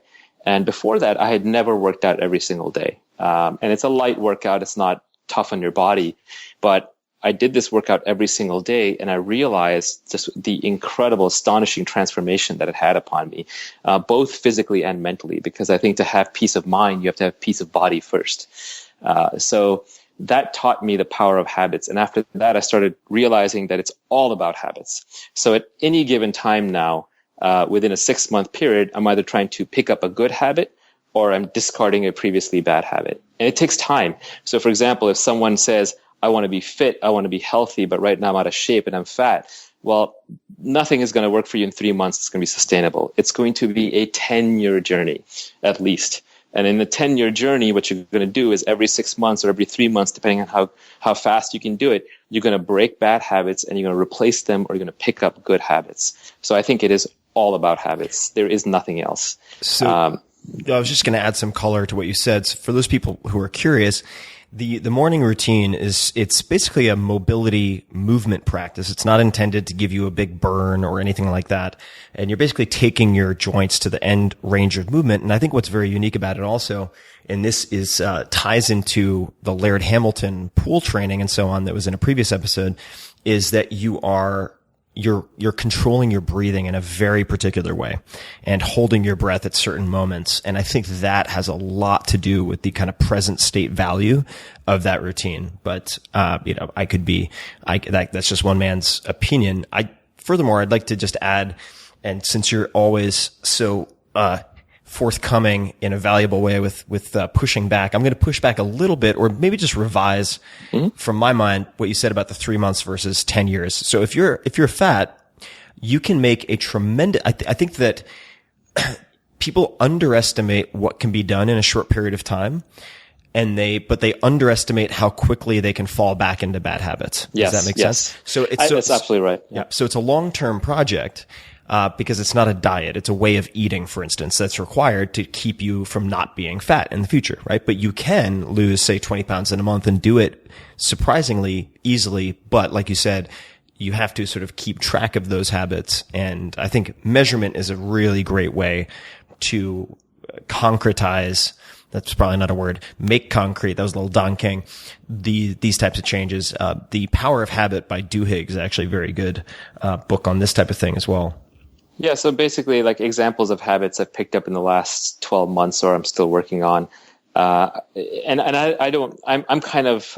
one of these people who wants everything, right? So I don't want to give up anything. So for example, if I want to stop eating bad foods, if I want to lose weight by fixing my diet, I don't go around, I don't say these foods are bad, I'm not going to eat them, and then suffer and then feel like I'm not eating tasty food. Instead, what I do is I do some combination of changing my taste buds to actually like the foods that are healthier for me, and substituting unhealthy tasty foods with healthy tasty foods. So that I can sustain it forever. I'm not interested in anything that is unsustainable or even hard to sustain. I want my life to be effortless. So once I've created a good habit, it has to be the kind of habit that I can sustain with no effort. The classic example for most people who have successfully lost weight in the last decade is most of them, not all, but most of them have been on some variation of a low sugar diet. Or a paleo diet, or something where they're just, or a slow carb diet where they're just watching the simple carbs. And if you stay in one of those diets for a little while, what you realize is you lose your sweet tooth. And when you drink like a sugary drink, it's an overwhelming amount of sugar. It just doesn't taste good. So I think there are ways to fix your habits and do it in a very sustainable, gentle way. Mm-hmm. So most recently, I've developed a lot more Japanese tastes in eating, which has helped me a lot, because now the food that I find tasty and flavorful is actually not sauced, not curried, not creamed, not carved. And I find that kind of food sloppy. I find it hard to even look at. So this ties into, not to interrupt, but I was going to ask you, and I suspect this is related, what $100 or less purchase has most positively impacted your life in the last 6 months. And, I think this might tie in. It's a teppanyaki grill. It's like a little tabletop grill. And what I learned was that for food, the freshness and quality of the food going straight from the grill to your mouth is way more important than what you do with it. For example, in most recipes and most restaurants, we sauce the heck out of everything, and we cream it, and we over prepare it, and we over process it, because it's sitting under a heat lamp for 10 minutes. And by the time it gets from the cook to your plate, to your mouth, 15 minutes have passed. And that's an eternity when it comes to food. Whereas the Japanese teppanyaki style of cooking is you have a tabletop grill and you have high quality meats and vegetables and you slice them thin and you put them on top and they're cooked a minute later. And then it goes straight from the grill to your mouth within 5 or 10 seconds. And literally all it needs is salt and maybe not even that. And you can cook the vegetables in the oils from the meat. And it's the best tasting meal that I can imagine. When I eat out now, I feel like I'm making a sacrifice on taste. So my meals at home taste better and they're very simple to prepare. And really the hack is straight from the grill to your mouth because we're evolved as humans to eat cooking around the fire. We're not evolved. This is back to my evolution as a binding theory. We're not used to somebody going off and cooking the food and then coming to us 10 or 15 minutes later with the meat that's got cold in a plate. But now to make it taste good, they put in all kinds of sauces on top. So that is an example of a hack, and that $50 grill that I bought was the best investment for my health that I've ever made. Do you know the brand offhand? I think it's a Presto tabletop grill, and it's not perfect because it's got the non-stick surface on it, and I would rather not deal with whatever chemicals are coming out of there, but it's a start. Same way with this workout that we were talking about earlier, it's done with a light 20-pound pair of dumbbells, which I bought at Sports Basement for $20. And the beauty is I can do that anywhere I am. I can do that in my hotel room. I can do that in my bedroom. I can do that first thing when I roll out of bed. So there's no overhead of going to the gym. So this new daily workout for me, because it's only 20, 30 minutes, right in my living room, takes me less time than the old model of getting into a car and going to the gym and working with a trainer because of all the overhead that was involved in that model. So I think what you want to find is you want to hack in habits that are actually more pleasurable, that are easier, and then they replace your bad habits or your not as good habits. So the most recent one is I dropped caffeine, for example, which was great. It was fantastic. And I'm dropping hard alcohol altogether, and even wine I don't really drink much anymore. So those seem to me almost unconquerable. For anyone who's gotten used to drinking a lot, it seems like a really difficult habit to break, but it is breakable. So how did you crack caffeine? And why did you feel the need to crack caffeine? Well, I had a health issue a few months back, which is a great wake-up call. I think at the beginning of this session, I talked about how everything great comes from something bad. And so one of the definitions, Krishnamurti has this definition of suffering that I really liked, where he says, suffering is that moment when you see reality exactly as it is, when you can no longer run away from it, when you can no longer deny it. For example, you have a bad relationship with your wife, you're in denial about the whole thing, you're always covering it up, you're always sort of escaping around it or putting a finger in the dike and making it work. And then one morning you wake up and she leaves you. And you're in suffering, you're in pain. And the suffering is there because now you can no longer deny that things were going poorly. There's no more denial. You're forced to face reality. And when you face reality, that is when you will change. So I always look upon suffering as a teacher. Now, it's hard to do when you're actually going through it. But when you're not, that's how you should prepare yourself for it. So in this case, I actually had a bacterial infection is what it turned out to be. But it could have been a lot worse. So my internal state was bad. I was unhealthy and not feeling well. So literally in 1 week, I dropped alcohol, caffeine, dairy, red meat, went completely zero carb. Basically, I just switched entirely to meat, salad, water. And all my bad habits disappeared overnight because my body was giving me a very tight feedback loop. Oh, eat the wrong thing, you feel terrible.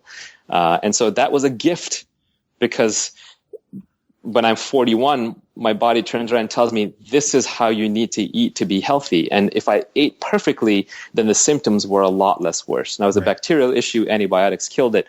But it was actually amazing because outside of the issues that I was having from the health condition, I felt great. I felt high energy. I felt clear-headed. I felt light of feet and light of mind. And I was never before aware of what caffeine does to you. I think those of us who drink a lot of coffee slide into it without really realizing what's going on. And once you stop caffeine, for 2 weeks, I was really tired and sleepy. But then I became aware caffeine is a real stimulant. What it would do is in the morning before I had my coffee, I would wake up like a zombie. I would be groggy and not quite functional. And then I'd have my coffee and I would be functional. But what happened is my heart rate would be slightly elevated, and I would be slightly stimulated. It's absolutely a stimulant. And then that would run for about 6 or 7 hours until my next coffee. And then it would slow down, then I would crash, and then I'd be low energy for the night. And when I was forced to drop caffeine, I realized how I was very consistent energy. I didn't get that stimulation boost at the beginning, but I also didn't get that crash at the end. And as we all know, the candle that burns twice as bright burns half as long. Yeah. So I decided that I no longer wanted to do that to myself. I did not want to overclock my body every single day of its life, because I'm sure that leads to negative repercussions near the end of your life. Let me add a couple of thoughts to a number of things that you've said. So the first is with sugar cravings, just for people who want to cut back on sugar or simple sugars. Two things that are surprisingly effective for combating sugar cravings, particularly if you've just gone onto a lower carb diet or a slow carb diet, for instance, paleo, keto, whatever, is number one, make sure you're getting enough sodium. Make sure you're getting enough salt. So a lot of people who go onto a lower carb diet, because each gram of carbohydrate can hold about 4 grams of water, they start shedding water. It's a diuretic. And they start craving salt, but they don't realize that, so they start eating carbs again. And so what I'll do is I'll just sprinkle some like sea salt or whatever into a couple of glasses of water throughout the day. And obviously I'm not a doctor, don't play one on the internet, but that's one. The second is branched chain amino acids. So you can take a few grams of branched chain amino acids, and your liver will convert a small amount of that to glucose. And you can get that hit without having to ingest carbs, which is kind of a neat trick also. It's a great way to maintain muscle mass and even gain muscle while on a low carb diet, also if you take it before you work out.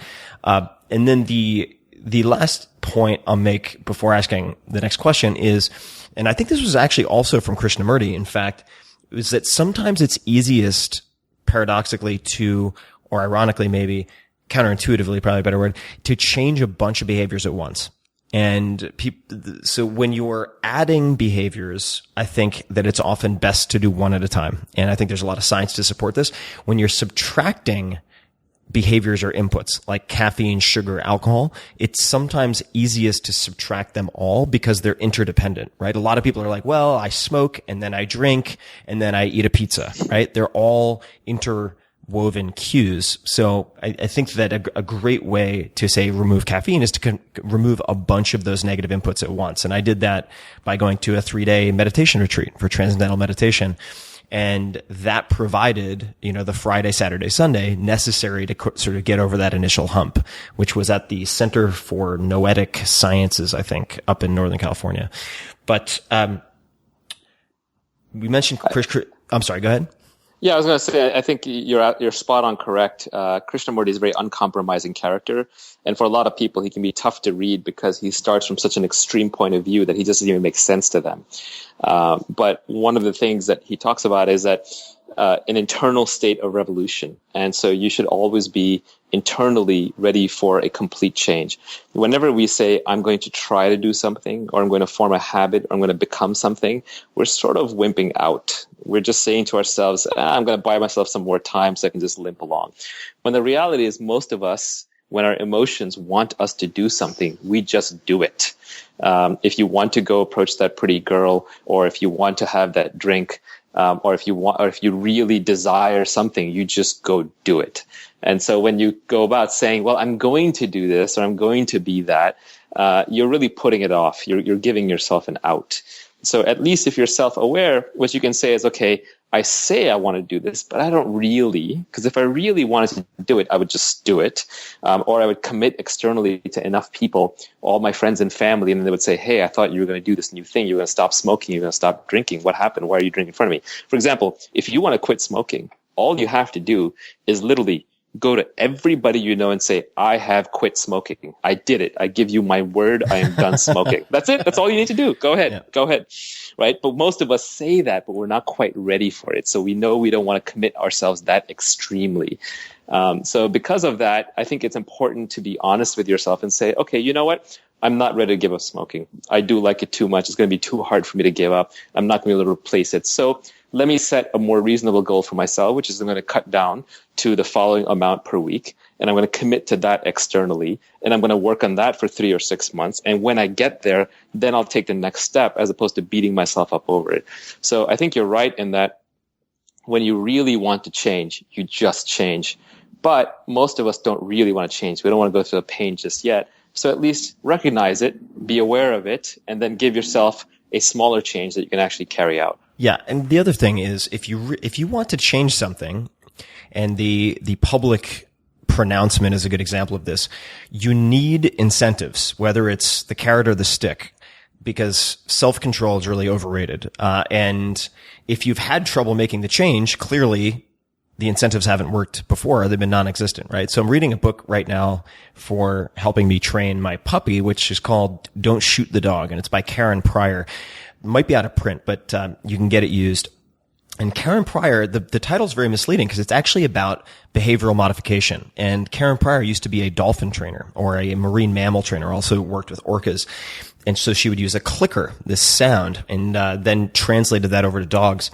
And she talked about superstitious behavior from dogs who say, like, every time you bend at the waist and say sit, you think they're looking at your hand or listening to you, but they're actually watching you bend at the waist. And so they start sitting at weird times, and you're like, what the hell is going on? And it's a superstitious behavior, and how she's helped her friends who are humans do the same thing with, say, superstition about fencing competitions. This one friend always needed his favorite, not sure what the, not rapier, but whatever the hell the sword is, the poker, whatever that thing is called. Mm-hmm. And when he forgot it at his apartment, he got to the competition, had to use another one, and was in this really superstitious negative state of mind and lost, right? So he went through and identified with her help sort of the 15 superstitious behaviors he had associated with it and trained those things out of himself, which led to a lot of performance enhancement, right? And also it's a great book. People should check it out. But where I was going with that is set punishments or rewards. And a very easy way to do that is with betting pools. You can also use a tool like Stick, STICKK.com, or dietbet.com. But for those people who want more, check out just search Stakes, STAKES, and the 4-Hour Chef, and there's a bunch of stuff online about how to set up those consequences, right? It absolutely works. So I started my first company that way. I was working at this tech company called At Home Network, and I told everybody around me, my boss, my coworkers, my friends, I said, well, Silicon Valley, all these other people are starting companies. Looks like they can do it. I'm going to go start a company. I'm just here temporarily. I'm an entrepreneur. I want to start a company. I told everybody, and I wasn't meaning to actually trick myself into it. It wasn't a deliberate, calculated thing. I was just venting, talking out loud, being overly honest. But I actually didn't, because this is 1996. It was a much scarier, more difficult proposition to start a company then.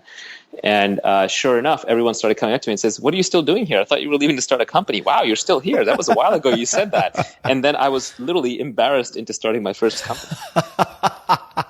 So if you hadn't harnessed the power of shame, you might still be clocking in as some type of corporate drone, for all we know. Probably, yeah. But Scott Adams had a version of this where he would fold in consistency bias to himself. So, their biases can work for you. If you know the set of biases that are out there, you can use them against yourself.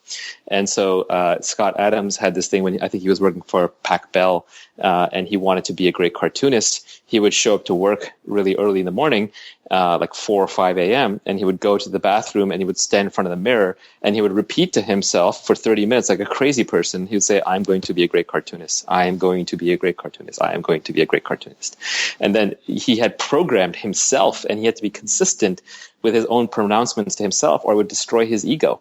So then he had to go and just he did a lot of drawings, he did a lot of cartooning. So there are lots of ways to hack yourself. Every time you find a weakness about yourself, you can actually turn it to the positive. You can use that to hack your own brain, hack your own mind, to get to where you need. That's super hardcore with the mirror. I'm going to have to talk to him about that. What is the book that you have gifted most to other people, or books? In the last year, it's probably Sapiens by Yuval Noah Harari. I hope I'm saying his name correctly. Sapiens, like Homo sapiens. Exactly. It's a history of the human species written by a professor of history in Israel.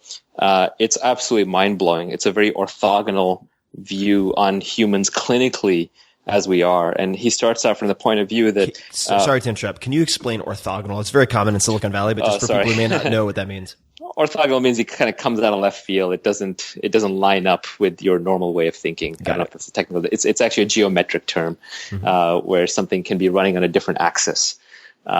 So he basically comes at it from left field, and he says, let's take a look at human beings, the species. Let's look at them like an anthropologist or a zoologist will look at this animal and what's different about this animal. And so he comes to some very, very startling conclusions. He talks about how humans are the first animals that were able to tell each other stories, and those stories that talked about things that weren't actually going on around them allowed humans to self-organize. For example, the Neanderthals were probably stronger than us physically, but you could only organize Neanderthals by blood.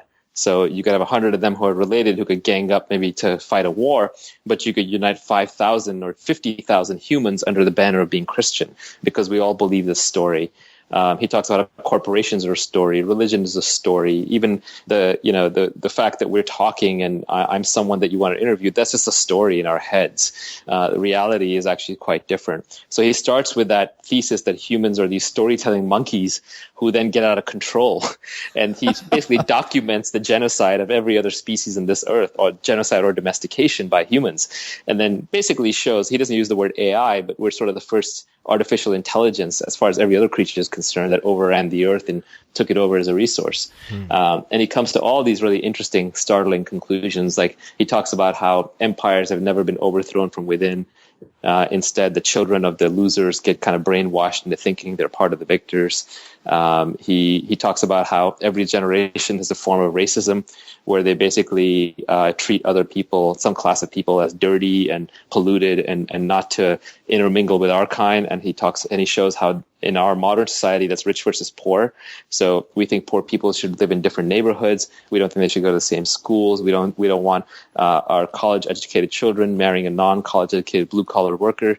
But then the biggest predictor of poverty or wealth is being born poor or being born wealthy. So it's kind of the racism of our times. But I don't want to do the book injustice. I just give away a lot of copies, and I feel like people should read it. Before that, The Rational Optimist by Matt Ridley, or in fact anything by Matt Ridley, I thought was really provocative and eye-opening. Poor Charlie's Almanac, which is the great one. Charlie Munger's book, probably the best book on business, quote unquote, that I've ever read. I try not to read business books for the most part, because they're very simple ideas wrapped up in a lot of pages. But definitely Krishnamurti's The Book of Life, Siddhartha by Hermann Hesse, Meditations, Marcus Aurelius. These are all fantastic books. Super solid. Just a quick note, since I'm in dog mode, on the Homo sapiens versus Neanderthals, and you mentioned domestication. One theory that has some legitimate scientists subscribe to it is, and I believe this is, I originally read this in Scientific American, I want to say, but people could find this if they Google for it, is that part of the reason Homo sapiens were able to dominate and drive out Neanderthals is that they were able to domesticate wolves, whereas Neanderthals were not, which is kind of a really fascinating idea. And you can see that type of domestication taking place right now, and people could just do a Google search, where baboons have this truce with Ethiopian wolves in Africa. And it's so fascinating, because when the baboons are foraging for whatever the hell baboons eat, they drive up field mice out of the ground, and it makes it easier for the wolves to hunt. So they've established this truce, but it doesn't exist with other canines, like feral dogs, for instance. It's super fascinating. Actually, related to that, another great book that I would recommend is The Origin of Species, Charles Darwin. Yeah. I think almost everything about humans and human civilization is explained better by evolution than anything else. If you look at what religions are trying to basically explain how humans work on a large scale. They're a cooperating system for humans, and they're an ancient one, and they kind of establish what are the set of rules and boundaries and what kind of behavior you can expect. And I think the modern religion, if you're a scientist, the closest thing to it is evolution, where you can look at it and say, okay, this is probably why most creatures behave the way they behave. And so if you're going to read the Bible of evolution, you got to read The Origin of Species. Yep. And what you'll find is that creatures like you're talking about are incredibly dynamic. They exhibit incredible behavior, social, cultural, cooperative, the way they talk, the way they sing. For example, species of whales are born that communicate with each other through song. But every song is unique to each pack, and they're not born with that song. They learn it from their parents. They learn different songs for different communication. And you realize how much complexity there is in the natural world, and you realize how little you matter. Yeah. And knowing how little you matter is actually, I would argue, very important for your own mental health and your own happiness. Usually when you see someone who's depressed, they're trapped in their own mind, and they're taking themselves far too seriously. Yeah, Marcus Aurelius' Meditations, not to beat a dead horse on that one, is great for that. And some of the reminders that Marcus would read for himself in the mornings before going about the day, like, today I'm going to encounter ungrateful, rude people, and this, and this, and then at the end of it all, I will be dust, and I will be put in the ground, for animals to consume or whatever, which sounds depressing until you realize how much perspective it gives you before you set out in the day. Do you have related to the books, favorite documentary or movie? I generally don't watch movies. I consider they're great, and they're great for other people, but for me, they're just very low bandwidth. So pure cartoons? Is that, you're more of a cartoon guy? Right. Well, I like cartoons. I like Rick and Morty. It's a great cartoon. Rick and Morty is amazing. Yeah, it's really fun. Good for smart people too. But I like to read because I can read a lot faster than I can listen. And also when, listening or watching or someone's talking to you, like the egos enter into it. Whereas the great thing about reading is you can read 100 books, then you can absorb them all, forget the source material, and sound really smart.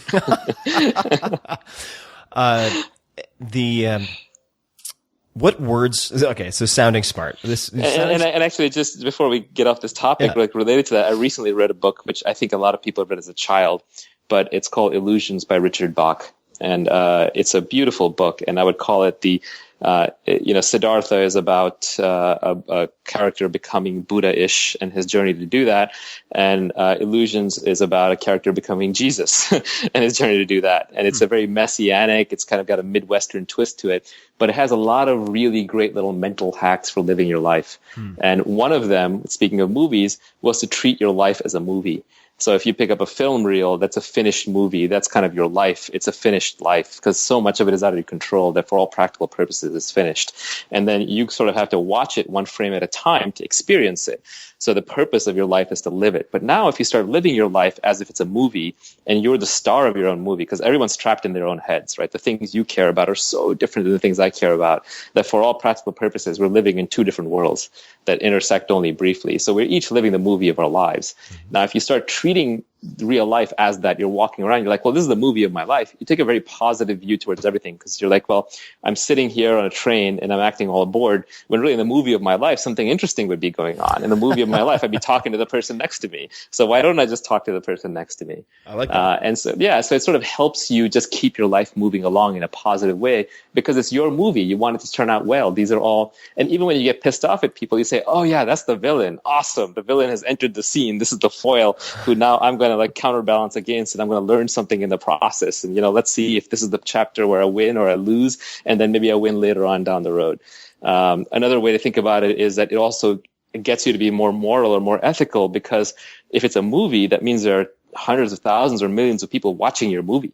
So what would the hero of a movie do? Would the hero behave badly or would the hero behave well? Well, hopefully the hero would behave well. There's no such thing as a part of the movie where the hero does something terrible and the audience kind of overlooks it. So if you treat the world as a movie of your life and you treat yourself as the hero of that movie, it makes the world a much more pleasant place to deal with it. Yeah, and it also engages you in a way that's very present state, right? So one thing that I do, I don't think I've really talked about, that sounds kind of weird, but I will often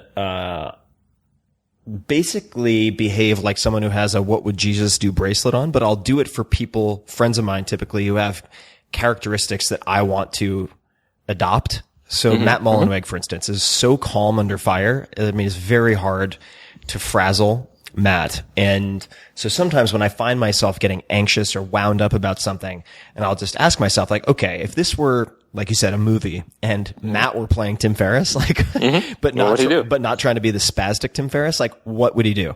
And it's really weird, when you become the observer in that way, which is a part of a lot of meditative practice. It allows you to be more effective. And another thing that I do, which is kind of Hulk-like, is I'll talk about myself when I'm having some poor response or about to have a poor response. And I'll be like, oh, look at that. Tim is angry. Like, why is Tim so angry? And, and when I take that step back, and I was talking to, I think, Phil Libin about this kind of like third player game versus a first person shooter, for instance. When you take that step away from yourself to observe in a detached way, it allows you to pattern interrupt, right? So you're not reflexive. We spend most of our waking lives dreaming. We think we're awake, but we're walking around talking to ourselves. If we verbalize those thoughts, we'd be locked up, right? It's not cool to walk around talking to yourself in public, but we talk to ourselves in our heads constantly. And I consider that a state of dreaming. And, 90% of the time we're dreaming to ourselves. And all I'm hoping is 5 or 10 or 15% of the time, I'll catch myself dreaming. I'll realize that it's just some form of fear. And then I'll say to myself, I'm awake, wake up. And then I wake up and I observe the present surroundings and everything is fine. By the way, that's what I think Buddha means. Buddha means the awakened one, or that is one interpretation of it. So maybe that was a fellow who was awakened most or all of the time. But that doesn't mean you have to be asleep all the time. You just have to be awake a little bit more than you normally are. Yeah. A very fun way to explore this for people who are allergic to the concept of meditation is lucid dreaming, where you do reality checks and literally learn to distinguish between a dream state and a normal waking state. But it requires doing these constant check-ins, because things, for instance, in a dream state, will shift orientation, like bricks that are laid down on a floor. If you look away and look back at them, they'll almost always shift orientation. So people are interested in looking at that. It's really fascinating and can be proven in a lab. Can just look for Lucid Dreaming 101 in my name. Talking to yourself, or talking to other people, what words or phrases do you overuse or most overuse? Orthogonal. Most of my vocabulary is built from reading, not from talking or listening. And so it makes it easy for me to sound smart, because when people are writing, they will use a larger range of words rather than when they're speaking. So one of the hacks that I use is I try to use, or I don't even try, I sort of do it effortlessly at this point, is I use a written vocabulary while speaking. And so that makes me sound smart, even if I don't know what the heck I'm talking about. So that's a good little hack. What phrases do I overuse? I don't know. I mean, we're all just habit loops. So I've got habits of a bunch of phrases. I definitely kind of overdo this looking at everything in an evolutionary context. If I can't find an evolutionary reason, either mimetic or genetic, for why someone is behaving the way they are, or why they're doing certain things, and I kind of don't have a framework for it, and I discard that hypothesis.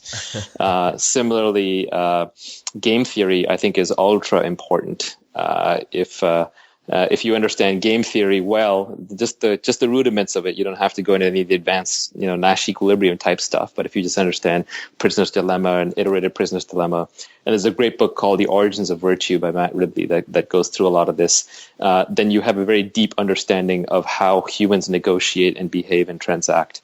And that helps out. We didn't talk about this, but I'm positive you read this book, Robert Cialdini's Influence. Oh, yeah. Classic book. Everybody should read it, memorize it, understand that the way that people influence other people is consistency, liking, authority, social proof, scarcity, and reciprocity. And once you know that, then anytime you're trying to persuade anybody of anything, you can use those to your benefit. But you have to be very careful, because there is a tendency when we're trying to persuade other people to be dishonest. And when you're dishonest with somebody else, you're going to be dishonest with yourself. And when you're dishonest with yourself, you're disconnected from reality. You're going to make poor decisions. You're going to drop out of the moment, and you're going to be less happy, and you're going to be wrong. So you have to maintain your honesty while doing it. Well, they're tools, right? And they're also just principles of psychology that can be wielded for good, or they can be wielded for horrible genocides and so on, right? I mean, so if you look Absolutely. at like master propagandists, you could look at some of the nonprofits out there, right, which use these principles, but for a greater good, like Charity Water, like Donors Choose. I mean, they take advantage of these and leverage them, but you could also look at Goebbels, right, in World War II. And so it's not inherently good or bad. It's like a scalpel. It could be used to kill someone, or it could be used to perform surgery, right?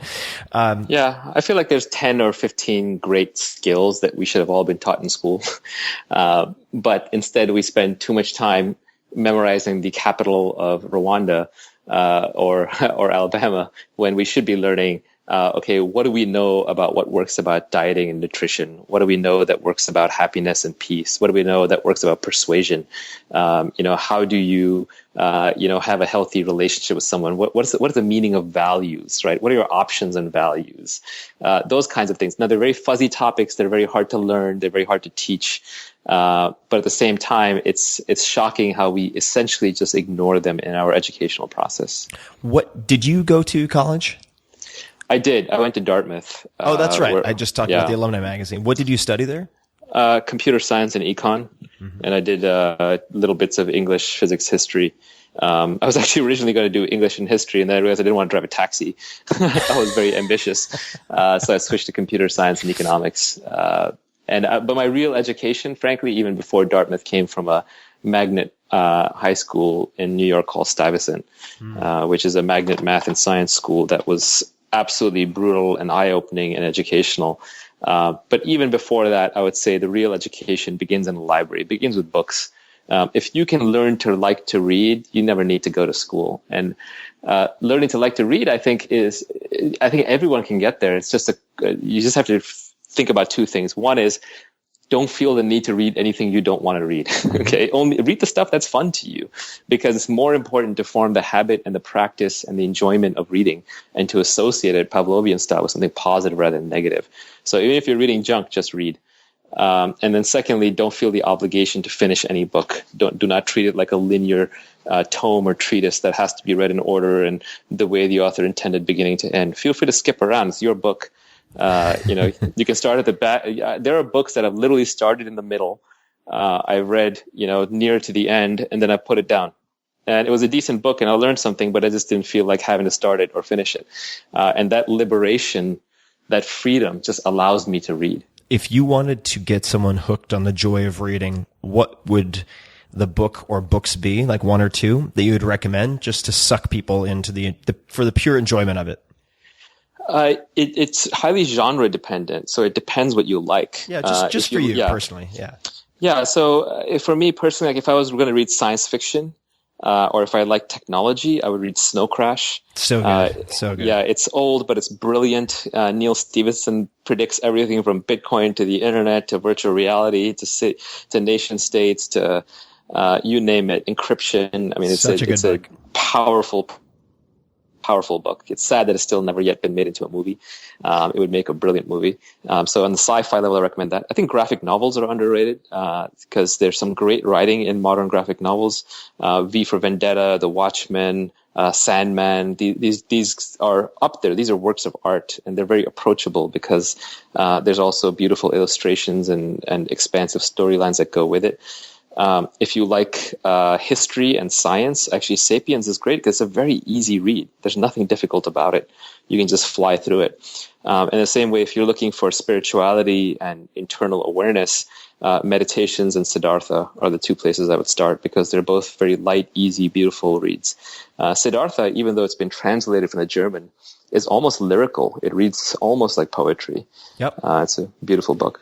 So I'll add a couple of options for people just for the joy of reading. If you're like, God, I'm one of those people who doesn't read books, or I don't have the time for books, or whatever. It doesn't have to take a lot. And from my perspective, also one of the best ways to solve insomnia or get to sleep is to turn off your problem-solving brain by reading fiction before bed. And so I'll give a couple of recommendations. If you like fantasy, The Name of the Wind, I've mentioned this before, so good.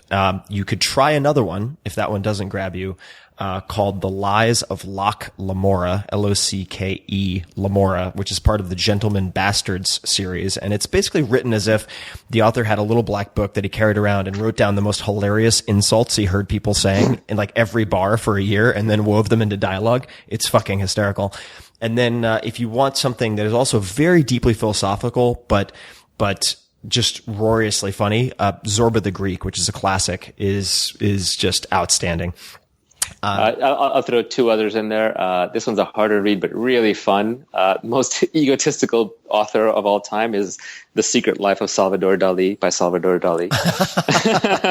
The title alone should grab you and give you a sense. And then I'm blanking for a second, but we'd mentioned earlier. Oh yeah. I keep coming back to Meditations. It's just such an easy book. I almost recommend everybody start there because it will change your worldview on what you think success means. I think that so Meditations is an interesting one. It didn't grab me the first time that I read it, and I feel like that type of material, the philosophical deep stuff, is like it's more like music than a generalizable textbook, in so much as different types of music calm down different people. Some people like reggae, some people like classical, some people can listen to, Green Day or Nirvana because they associate it with a positive time. And for me, Seneca was the fix that I needed at first. And then I came back to Meditations, right? So I think it's in part finding the type of teacher that works best for you. I completely agree, which is why I think the most important way to read is pick up a lot of books, start reading them all, put down any book instantly that doesn't grab you and you don't have fun reading, and just keep going till you find something that does speak to you. Yeah. There's so many choices out there. Which is one of the huge benefits of using, say, a Kindle, right? And I do love paper books, but because I like to be able to export my notes and highlights, that was really what sold me on the Kindle. Is I use it almost exclusively. And what I recommend people do is just, buy a few of these books and read the first 10 or 15 pages. And if you're not super stoked to continue and you're like, oh my God, like I want to eat dinner later because this is so awesome, then move on to the next one and try it until you hit the jackpot. Like, don't settle for pretty good. A lot of the great books actually start out strong. It's a misconception that you have to suffer through it until it gets good. Yes, that may be true for some, especially the ones you were assigned to read in school. But Snow Crash, for example, starts out very strong. Yep. Surely You're Joking, Mr. Feynman. It's all bite-sized little stories. You can skip around and read these great stories about the adventures of this curious character.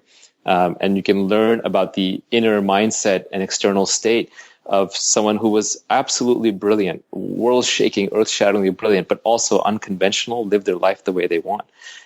There's also it's not quite a sequel, but there's a follow-up book to Surely You're Joking, Mr. Feynman, which is also good if you like the first one.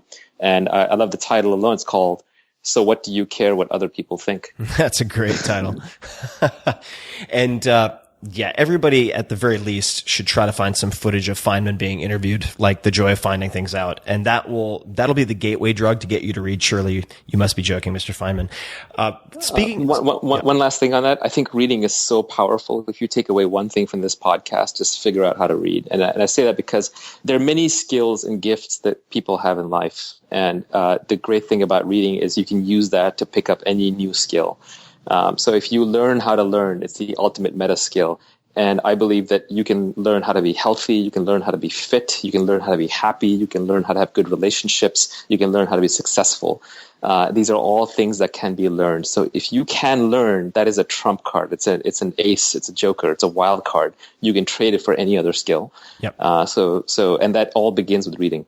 100% agreed. So we've been giving a lot of advice, obviously trying to take our own advice is hard oftentimes, but if you look back to your undergrad self, so you switched to computer science and econ and so on, you're about to graduate. If you had to go back and give that Naval advice, you're already hooked on reading, so that seems to be covered.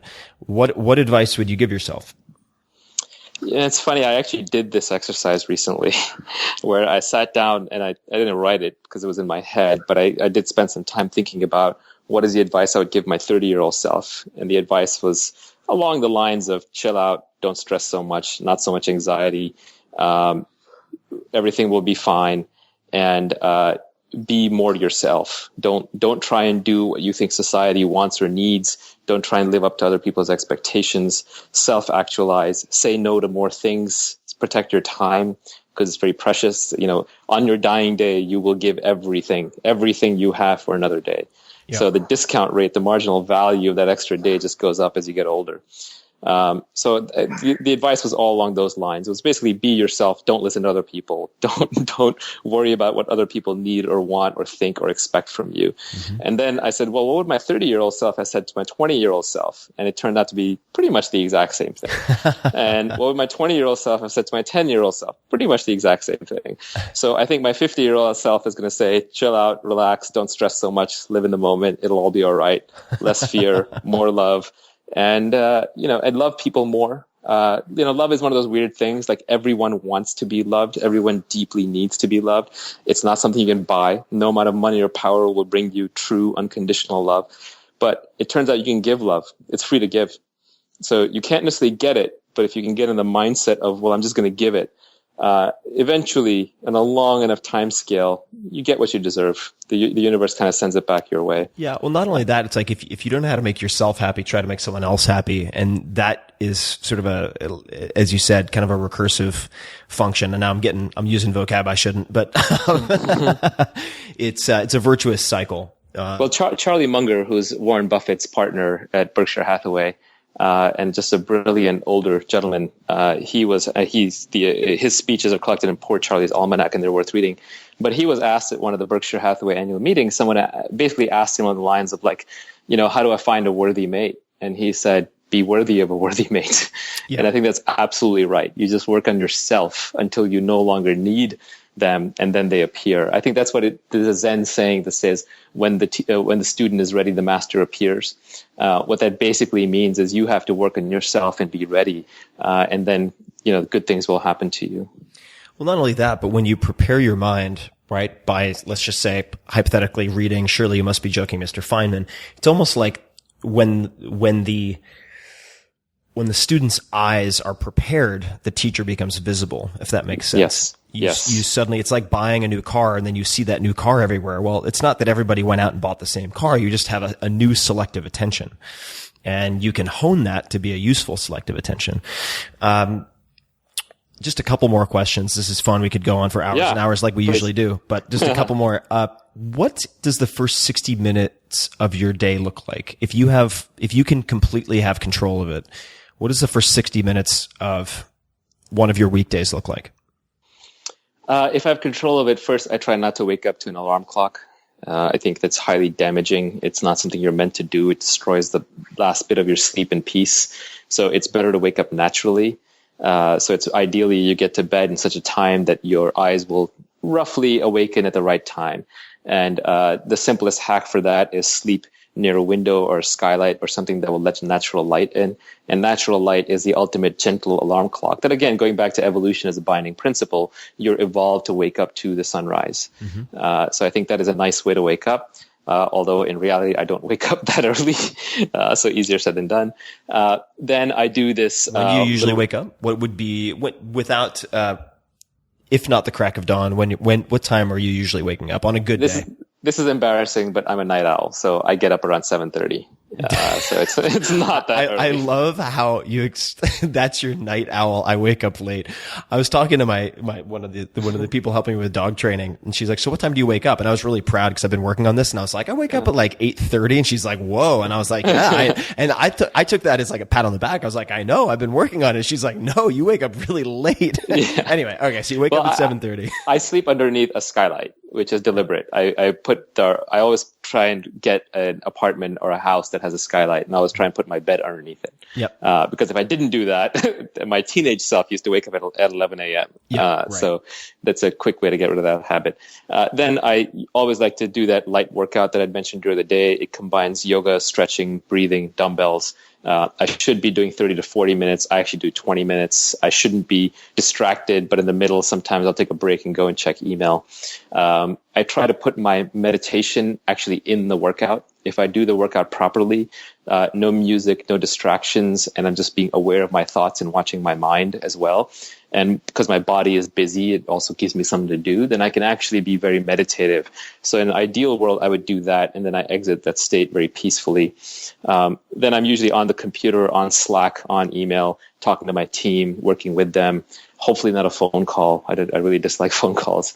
And then I'll kind of leisurely, either I'll have a decaf coffee or a tea, and then I'll head off to work. But that combined workout meditation is really important, and waking up naturally is very important. Actually, the number one thing my wife and I fought about for a long time after we got married was that she would wake up to alarm clocks, and she would set 5, 6, 7 of them as little snoozes. So every 10 minutes, and she's a deep sleeper, and I'm a very light sleeper. Yeah. So every 10 minutes, she has some alarm going off that she's sleeping through, and I'm going absolutely berserk because I've been woken up in the middle of my sleep, and I feel like my heart is racing, and I'm sort of all stressed out. So finally, she got a Fitbit, which she wears on her wrist, and that sort of buzzes her awake. And sometimes it'll wake me up, sometimes not, but it's not a jarring wake up. Right. It's not the auditory punch in the face. Exactly. Alarm clocks are terrible for you. Anyone who's waking up to alarm clocks on a regular basis, it will bring more peace in your life to break that habit than any more difficult habit that you might have to change. And an intermediate step, I haven't talked about this, but it sounds so funny, but it's had a huge impact on the quality of my mornings, is I had the default kind of phone ringtone, which was just a horrible, one of those horrible, fire alarm type sounds. And I just switched it to chimes. It's such a simple thing. Go into your ringtones and just change the alarm ringtone to something that sounds like wind chimes. It's a good intermediate step. Well, someone out there who's pretty smart is going to at some point create a thing you can put in your bedroom that will essentially create natural sunlight type light slowly, and maybe add in some birds that are chirping and so on to wake you up very gently, like a natural sunrise. So there are lights that do that. There are alarms that will brighten up the room with light. I always sleep with an eye mask. That's a whole separate conversation, but we'll save that for another time. There's actually some studies that show that if you are sleeping and you hear the crackling of a fireplace or the breathing of a dog, the snoring of a dog, that you will sleep better than if there was no noise whatsoever. And at the same time, the barking of a dog, if there's a dog barking in the distance remotely, it will raise your anxiety level higher than the same amount of noise, say, made by a car or a siren. And the reason is, again, evolution. We're evolved to fall asleep by fireplaces with our domesticated animals around. We're not evolved to sleep in a dark, quiet room with absolutely no noise. That's actually not natural. Yeah. You're not meant to sleep alone. Okay, everybody, don't sleep alone. I think most people are already working on that. There was they already have a solution. When I was in Japan, I remember there was this story about a sumo wrestler, and a lot of these guys can be prima donnas, but he had told his manager, he was one of the stars of the stable, and he's like, I just can't sleep and I get bloody noses if I don't have a different woman next to me every night. And so this guy's like, damn it, my prize racehorse became a big issue. I will explore. Well, I mean, related to that, when I grew up in India, India, there's this concept of the extended family where you basically live with your tribe at all times. So when we were young, we were at our grandmother's place, and my aunts and my uncles and my cousins and my grandparents, and everybody was there.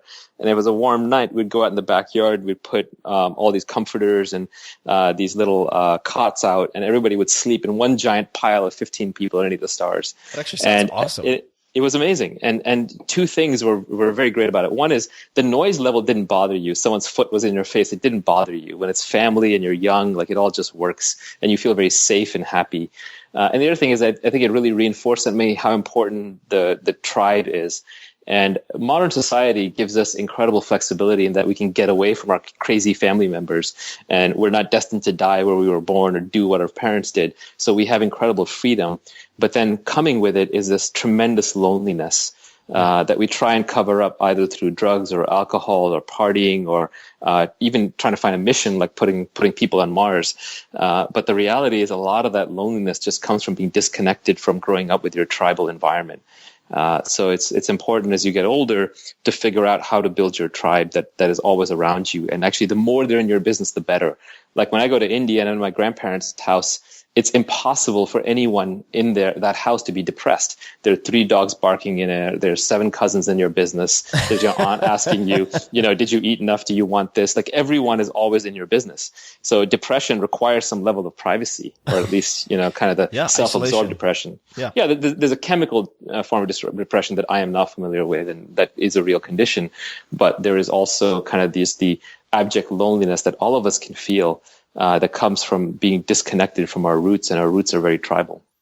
Right. And I think also, speaking as someone who's had battles with depression before, and for whose family it seems to be somewhat hereditary, there are a lot of males in my family who have depression. There's the question of nature versus nurture, obviously, but it's very easy in a Western kind of pharmaceutical focused culture to believe that you have a chemical imbalance, therefore say you're too lethargic to exercise, as opposed to asking the question, which I like to ask, is, could the direction of the causality be the opposite, right?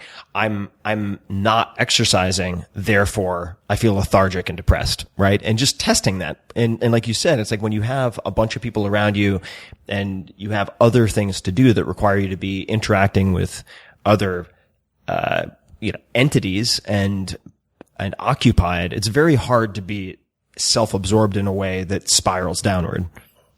I think it's certainly one way that you can help not being depressed or lonely is if you constantly have other people's houses to go to and lives that you can step into. And of course, you don't get to make that choice because other people don't always invite you into their lives or houses. But what you can do is you can open your house to other people. You can open your life to other people. You can love other people, even if they don't love you back. It's okay. The real love is a one-way thing. What we call love mostly in modern society is attachment. It's not love. It's I'm loving you in exchange. You love me. I do this for you. You do that for me. That's a transaction. But if you really admire someone for their values, if you really love them for who they are, it doesn't matter how they treat you. You just treat them the way they deserve to be treated. And then again, this is all karma is. Karma is just people are very consistent with their actions and their behaviors. And so over a long enough time period, you get what you deserve. Yeah. And for people who feel lonely out there, 2 recommendations that I've seen help a lot of people, including myself. Check out couch surfing. Consider becoming a host for couch surfing, and take a look at acro yoga. If you're in a place where you can find acro yoga practice, it is one of the most enjoyable, awesome things you will ever do. 2 more quick questions. If you could have one billboard anywhere with anything on it, what would it say? Where would you put it? I don't know if I have messages to send to the world, but there are messages that I like to send to myself at all times. One message that really stuck with me when I figured this out was that what is desire? And desire is a contract you make with yourself to be unhappy until you get what you want. And I don't think most of us realize that's what it is. I think we go about desiring things all day long and then wondering why we're unhappy. So I like to stay aware of that, because then I can choose my desires very carefully. I try not to have more than one big desire in my life at any given time. And I also recognize that as the axis of my suffering. I realize that that's where I've chosen to be unhappy. So I think that is an important one. Or even a simpler one is, in a lot of meditative, like you said, you did a transcendental meditation course. They give you a mantra. The mantra is supposed to have actually no meaning. Maybe the universal mantra, that's been derived through the ages is Om, where you kind of just sit there and say Om in your mind to yourself. Right. It's strange. You can say it to yourself all day long in your mind, and it'll make you happier and more peaceful. You start chanting it out loud, and they'll lock you up. Right? Similar to I will be an amazing cartoonist. I want to interview the guy who sat outside the bathroom and was like, "There's no fucking way I'm going in there. I'm going to get murdered." Exactly, until Scott Adams shuts up. But Om has no meaning, I think. But to me, it has a meaning, and the meaning is just accept. Just accept. In any situation in life, you only have 3 options. You always have 3 options. You can change it, you can accept it, or you can leave it. Those are your 3 options. What is not a good option is to sit around wishing you would change it, but not changing it, wishing you would leave it, but not leaving it, and not accepting it. So it's that struggle, that aversion, that is responsible for most of our misery. So probably the phrase that I use the most to myself in my head is I just tell myself one word: accept. So anytime I look at myself and I'm judging something, I just say accept. And it's only very, very, very few things that I will choose not to accept. And if I don't accept something, it's for one of two reasons. Either I'm aware that this is something that it's just so important to me right now that I can't accept it, and now I'm going to put up with a mental battle for it. Or more likely, I've just lost control of my thoughts. I'm no longer present. I'm dreaming. I'm in a highly emotional state. I need to do more of that myself. And I'm sure that we could go on for a very long time, and I'm sure we will continue to do this another time. But what ask, if any, or request would you make of the people listening to this? Well, I mean, I think I love books. I love to learn. I want to be good at, everything that matters to me for my own reasons, not to impose or show off anything to anybody else. So what I would ask you is, what is the one book that you've read that had the greatest influence on your life? It can be anything, but with the realization that all knowledge is ultimately personal. None of us should be. We should never be taking our advice and thoughts in pre-bundled beliefs and systems. Both Bruce Lee and Krishnamurti were real believers in this. Like Bruce Lee was, he set up the school of Jeet Kune Do, which was his style of fighting that he created. And then he set up the school, and then he sort of had a realization that no, all real learning is unique to the person who's doing the learning, and you cannot be taught. You have to learn for yourself. So he actually tried to dismantle the school. He decided that it wasn't the right way to go about, because the act of teaching alone causes you to formulate a system, and that system traps you from thinking outside of the box and really self-discovery. So I don't want to turn anything that I've recommended, nor what people recommend to me, as a prescription. This is how you should live your life. But what I would love to have is just a collection of amazing books that have great insight from people who have solved hard problems. Cool. And generally, the older the book, the better it is. Mm-hmm. That's one of my criteria. So don't hesitate to recommend something that might be 500 years old. And would you like people to put those in the comments on the blog post that's going to accompany this podcast, or let you know on Twitter? What's your preference? Yeah, I think either mechanism. The comments would probably be ideal. So we have them all in one place. Yep. But just pick the one book that has most influenced you. It's probably that dog-eared book that you read 5, 10, 20 times. Mm-hmm. It could be fictional. It could be whatever. It could be embarrassing. It could be sexual. It doesn't matter. Obviously, it had an impact. It moved you in some deep way. You reread it over and over. You probably have parts of it memorized. What is that book?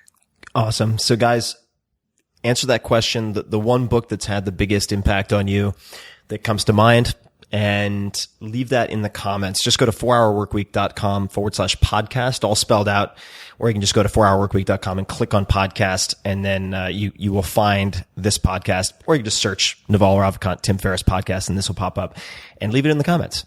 Naval, where can people find you on the interwebs and learn more about you and what you're up to? If you go to AngelList, which is just angel.co, I'm on there as angel.co/Naval. I have a blog at startupboy.com, which is highly neglected. I haven't updated in years, but some of my older random stuff is there. My Twitter account, where I tweet every now and then, some startup stuff, some not, that twitter.com/Naval. But the reality is you don't need to find me.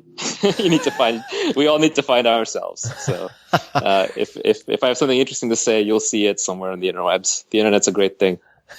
So I will encourage people to say hi to you on Twitter.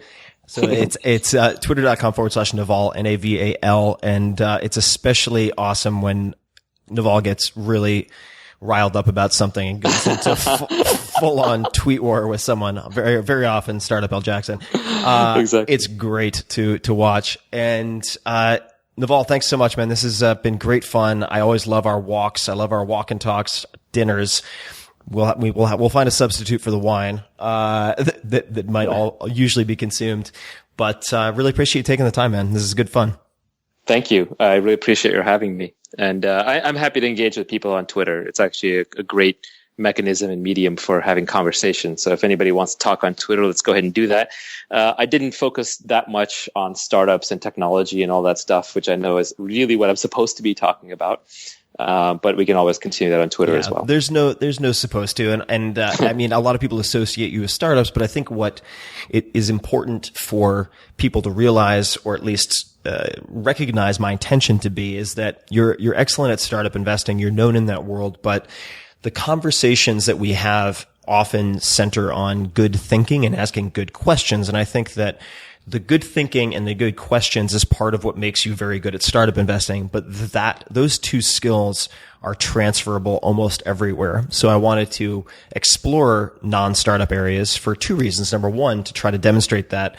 And number two, because you talk about startups in so many other places, and people should definitely explore more of what you have to say. And for those people interested, I'm also on AngelList. I do all sorts of stuff, and you can see all of my angel investments at angel.co/Tim. And let us know on Twitter if you'd like us to do a round two and explore other stuff. But until next time, Naval, thanks, brother. Thanks, Tim. This has been great.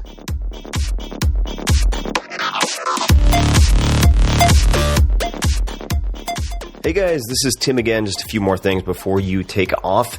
Number one, this is 5 Bullet Friday. Do you want to get a short email from me? Or would you enjoy getting a short email from me every Friday that provides a little morsel of fun before the weekend? And 5 Bullet Friday is a very short email where I share the coolest things I've found or that I've been pondering over the week. That could include favorite new albums that I've discovered. It could include gizmos and gadgets and all sorts of weird shit that I've somehow dug up in the world of the esoteric as I do. It could include favorite articles that I've read and that I've shared with my close friends, for instance. And it's very short. It's just a little tiny bite of goodness before you head off for the weekend. So if you want to receive that, check it out. Just go to 4hourworkweek.com. That's 4hourworkweek.com, all spelled out, and just drop in your email, and you will get the very next one. And if you sign up, I hope you enjoy it. This episode is brought to you by Athletic Greens. I get asked all the time, if you could only use one supplement, what would it be? And my answer is inevitably Athletic Greens. It is your all-in-one nutritional insurance. I recommended it in the 4-Hour Body, did not get paid for that, and I travel with it to avoid getting sick. I take it in the mornings to ensure optimal performance. It just covers all my bases if I can't get what I need through whole food meals throughout the rest of the day. And you can get 50% off. Yes, 50% off if you go to athleticgreens.com/Tim. That's athleticgreens.com/Tim. Check it out. It's tasty, but more important, it will help you not screw up when you're doing your nutritional planning. So for me, just covers the bases, takes a load off my mind, puts a lot in my body. And check it out, athleticgreens.com/Tim. This episode is brought to you by 99 Designs, your one-stop shop for all things graphic design related. I have used 99 Designs for everything from banner ads to book covers, including sketches and mock-ups that led to the 4-Hour Body, which later became #1 New York Times, #1 Wall Street Journal. And the brainstorming, a lot of it took place with designers from around the world. And here's how it works. Whether you need a t-shirt, a business card, a website, an app thumbnail, whatever it might be, you submit that project, and designers from around the world will send you sketches and mock-ups and designs. You choose your favorite, and you have an original that you love, or you get your money back. It's that straightforward. And many of you who are listening have already used it and created some amazing things that I'll be sharing in the future. But in the meantime, if you want to see some of my competitions, some of the book covers, as well as get a free $99 upgrade, go to 99designs.com/Tim. That's 99designs.com/Tim. And until next time, thank you for listening.